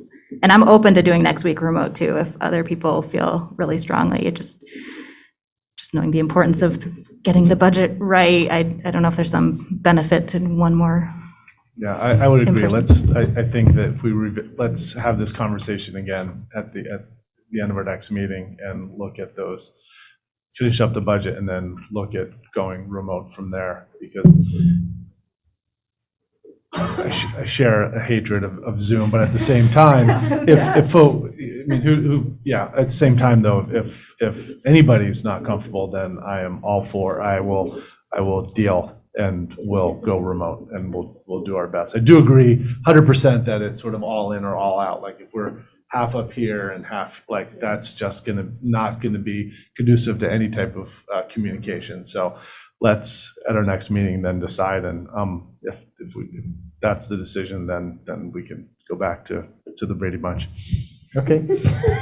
Stephen, do you have a quick comment? Yeah, the air cleaners are very effective, and they make it possible for this higher quality interaction. Our system here leaves a lot to be desired, and I've talked to Orca. Improving this such an interaction, such as Donna proposed, having the public further away and having the staff up here, even that's going to require improvements to the microphones. Bill's microphone especially is boomy, and others, hers is working perfectly. Lauren's mic can be heard audibly. So I think we need to put some, especially during the pandemic, and we can use ARPA funds for it. We need to immediately put some money towards improving the interaction, a screen on the back of this pole, so that it can be, what's seen here cannot be seen from back there. So there's some minor improvements, feedback canceling electronics. These are things that Orca can pull a technician in and a designer and improve this council chamber for this and make it useful for other entities like CVPSA when they meet here. So I'm just suggesting that it's not good to compromise these very important and time-sensitive discussions with who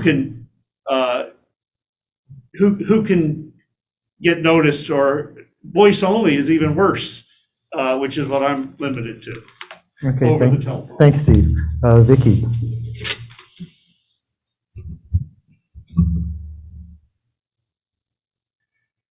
There. Yes, I would like to reiterate what Jack said. I think it's really important, and I think that's where I'm hearing that you're going, is that at least next week's meeting, because next week is the final budget public hearing, correct? Yes. Is held in the city council chambers, because there are people who can't access the Zoom stuff. So anyway, unless all hell breaks loose in this upcoming week, which we hope doesn't, I think that's good. I agree with Jack. Okay, thanks. We'll move on to, we'll discuss that, tape that up again next. That brings us to number 17, other business. Do we have any other business? Number 18, then, council reports. How about we start with Lauren this time? My mind is blown. Wow, I know. Usually I nap for a few minutes. No. Alternate, but so Great. Lauren. Okay. All that I have is, we'll have more time for it, but grateful to Jay for his service, and he'll be missed, and we can do more of that. But what if we're in Zoom?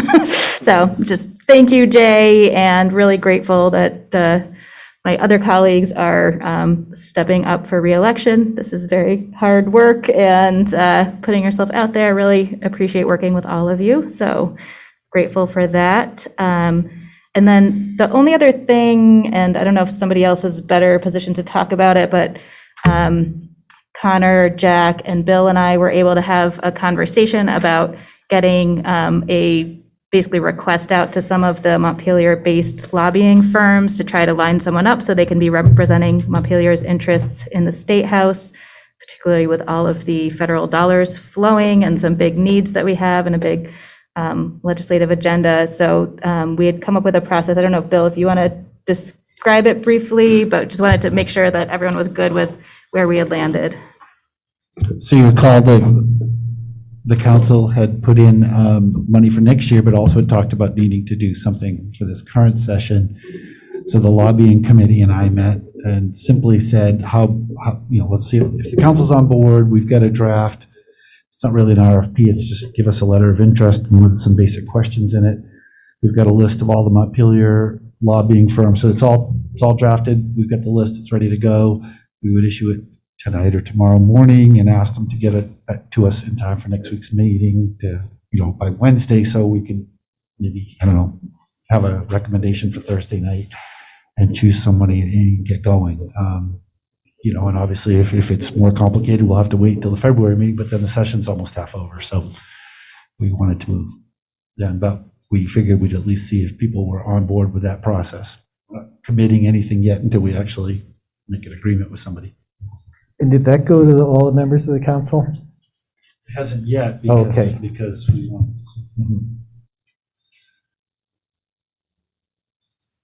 Looks good to me. Great. Great. I think that's it for me. Thanks. I don't have anything, but Jay, I just wanted to say appreciate your help in my entry to this world of District 3 on the City Council, and I'm going to miss our emails. And I don't have anything else. I've had some constituents email me with some concerns about the structure over in the empty lot where what is that place? It was the Girton Park, thank you. And so I would like to talk about that at some point moving forward. Okay. Jay? I guess the cat's out of the bag, huh? What a nice long I'll have more to say to this later, but by process of elimination and not stepping to the mic earlier tonight, I'm not planning on running for re-election. I'll leave it at that. I will have plenty more to say. I did send a note to folks who have been really supportive of me and my time here these last couple of years, and I'm really appreciative of the work we've done, but I'll just leave it at that for now. Yeah. I'm actually quite angry at Jay, so I'm going to save the tribute for another time there, but there'll be plenty of time to sing his praises in the future when the burning rage dies down. Just a couple of things. Lauren brought it up today. I think it would be good if we could just have a discussion of how we can welcome our new Afghani neighbors here. It was great to see so many of them up at the Sledding Hill in Hubbard Park this weekend. It looked like they were having a great time, but it'd be nice if we could have an introduction and just put some faces to names and do a proper welcome somehow. Yeah. And otherwise, personal privilege, I just took a new job as director of Gun Sense Vermont, working on gun violence legislation up at the State House. So that'll put me out of the mix of any gun stuff we discuss here, but looking forward to getting into that. So that's it for me. Thanks. You never take on the easy topics. I have nothing. Thank you all. He has 3 more meetings. I can harass him and thank him. Yeah, and I don't have much to say other than I also greatly appreciate the work that Jay's done and the expertise that he's brought to the council. One of the things that we learn is that everyone who comes onto the council has the things that they're some areas of real expertise that they bring to the council, and we kind of hope that our gaps and our strengths kind of mesh so that we can do a good job on everything that comes before us. And I think that Jay has been really great to know about stuff that I don't know anything about. So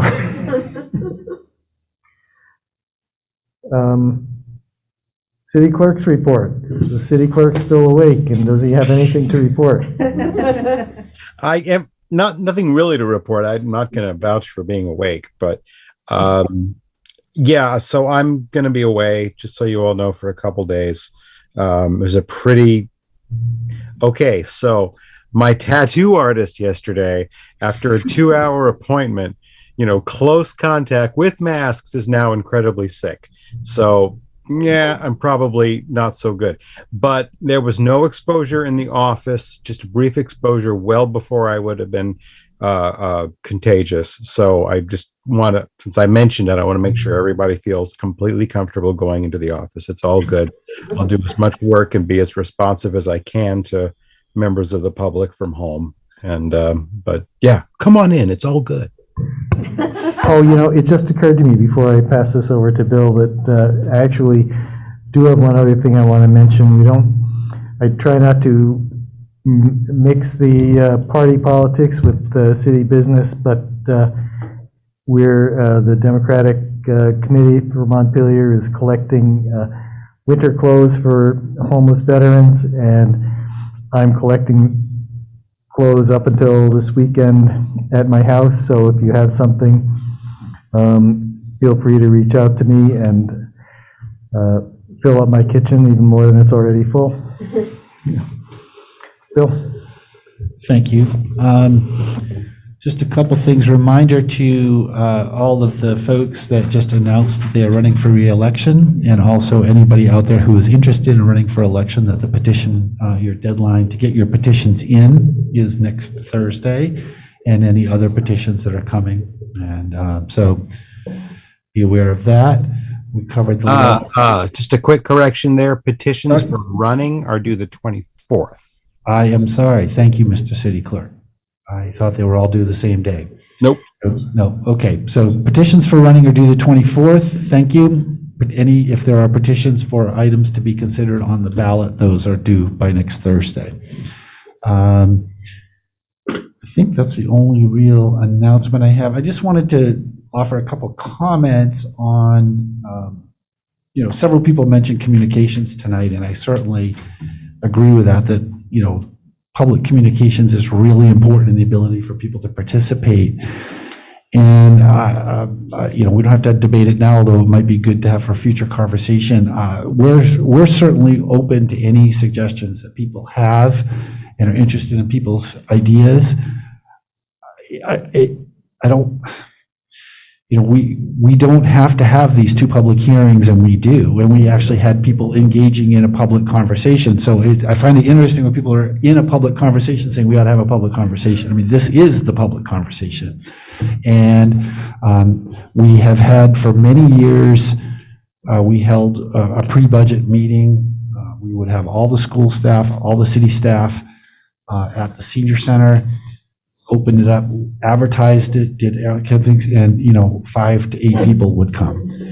And so we want to be effective in our public communications. We want to hold this, and perhaps remote is now the way to go. We could hold a public hearing. We will be having a public information hearing on the budget and the bonds that in the last meeting in February before the vote, so that people can get information. We're right in the Bridge article in great detail. The annual report has a lot of detail. We post on Front Porch Forum and those places, pointing people to these hearings to come. I'm not trying to be defensive. I'm saying that we are, we're trying to do outreach. We recognize the flaws with the website, and we're hoping to correct them. But we still try to post these things. So additional ideas for how we can do outreach that are actually going to be effective and get to people, and that people will participate, are welcome, because we would love to have more participation in the process, and to provide information and things like the budget. It's a lot. It's a lot of information, and it is a weighty budget book. And there was a time when we would go line by line through the budget, and people complained that were in attendance that it was boring and they didn't get anything out of it. So I don't know what the right answer is. It seems like whatever we do isn't sufficient, but we want it to be sufficient. And I know public communication is a high goal of the city councils and of the community and of our staff. So anyone with suggestions, please share them. Thanks. On to item number 16, discussion of real estate negotiations. um, the chair would entertain two motions. Um, Really testing me tonight. Okay. All right. I move that we enter executive session. No, that's the first one's the other one? That's the second one, yeah. The first is the second one, okay. I move to find that premature general public knowledge of real estate matter, is that what, will clearly place the city at a substantial disadvantage by disclosing Our intentions. our intentions. Is there a second? All those in favor signify by saying aye. Aye. Opposed? Okay. I move that we enter executive session to discuss a real estate matter under the provisions of Title I, Section 313A1.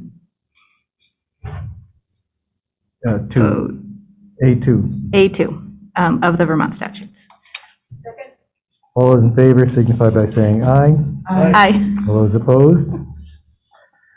And the executive session should include the city manager. Anyone else? Okay. Okay. We don't expect to, but we will reconvene and come out after executive session. Okay, we're going into executive session.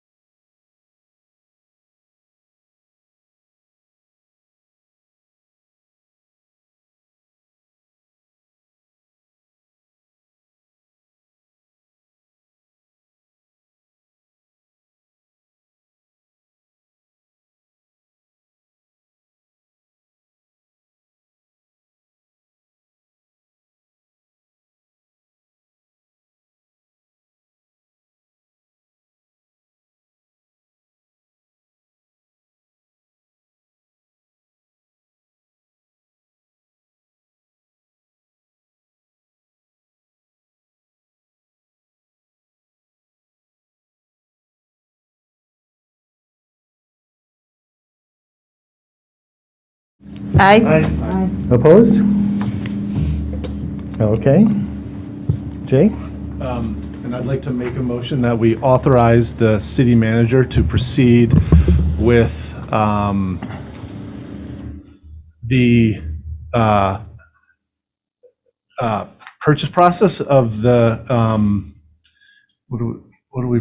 purchase process of the country club property based on the parameters we discussed in the executive session. Is there a second? Second. Any further discussion? All those in favor signify by saying aye. Aye. Opposed? And hearing no objection, we will be in adjournment at 10:34 PM. Thank you. Right.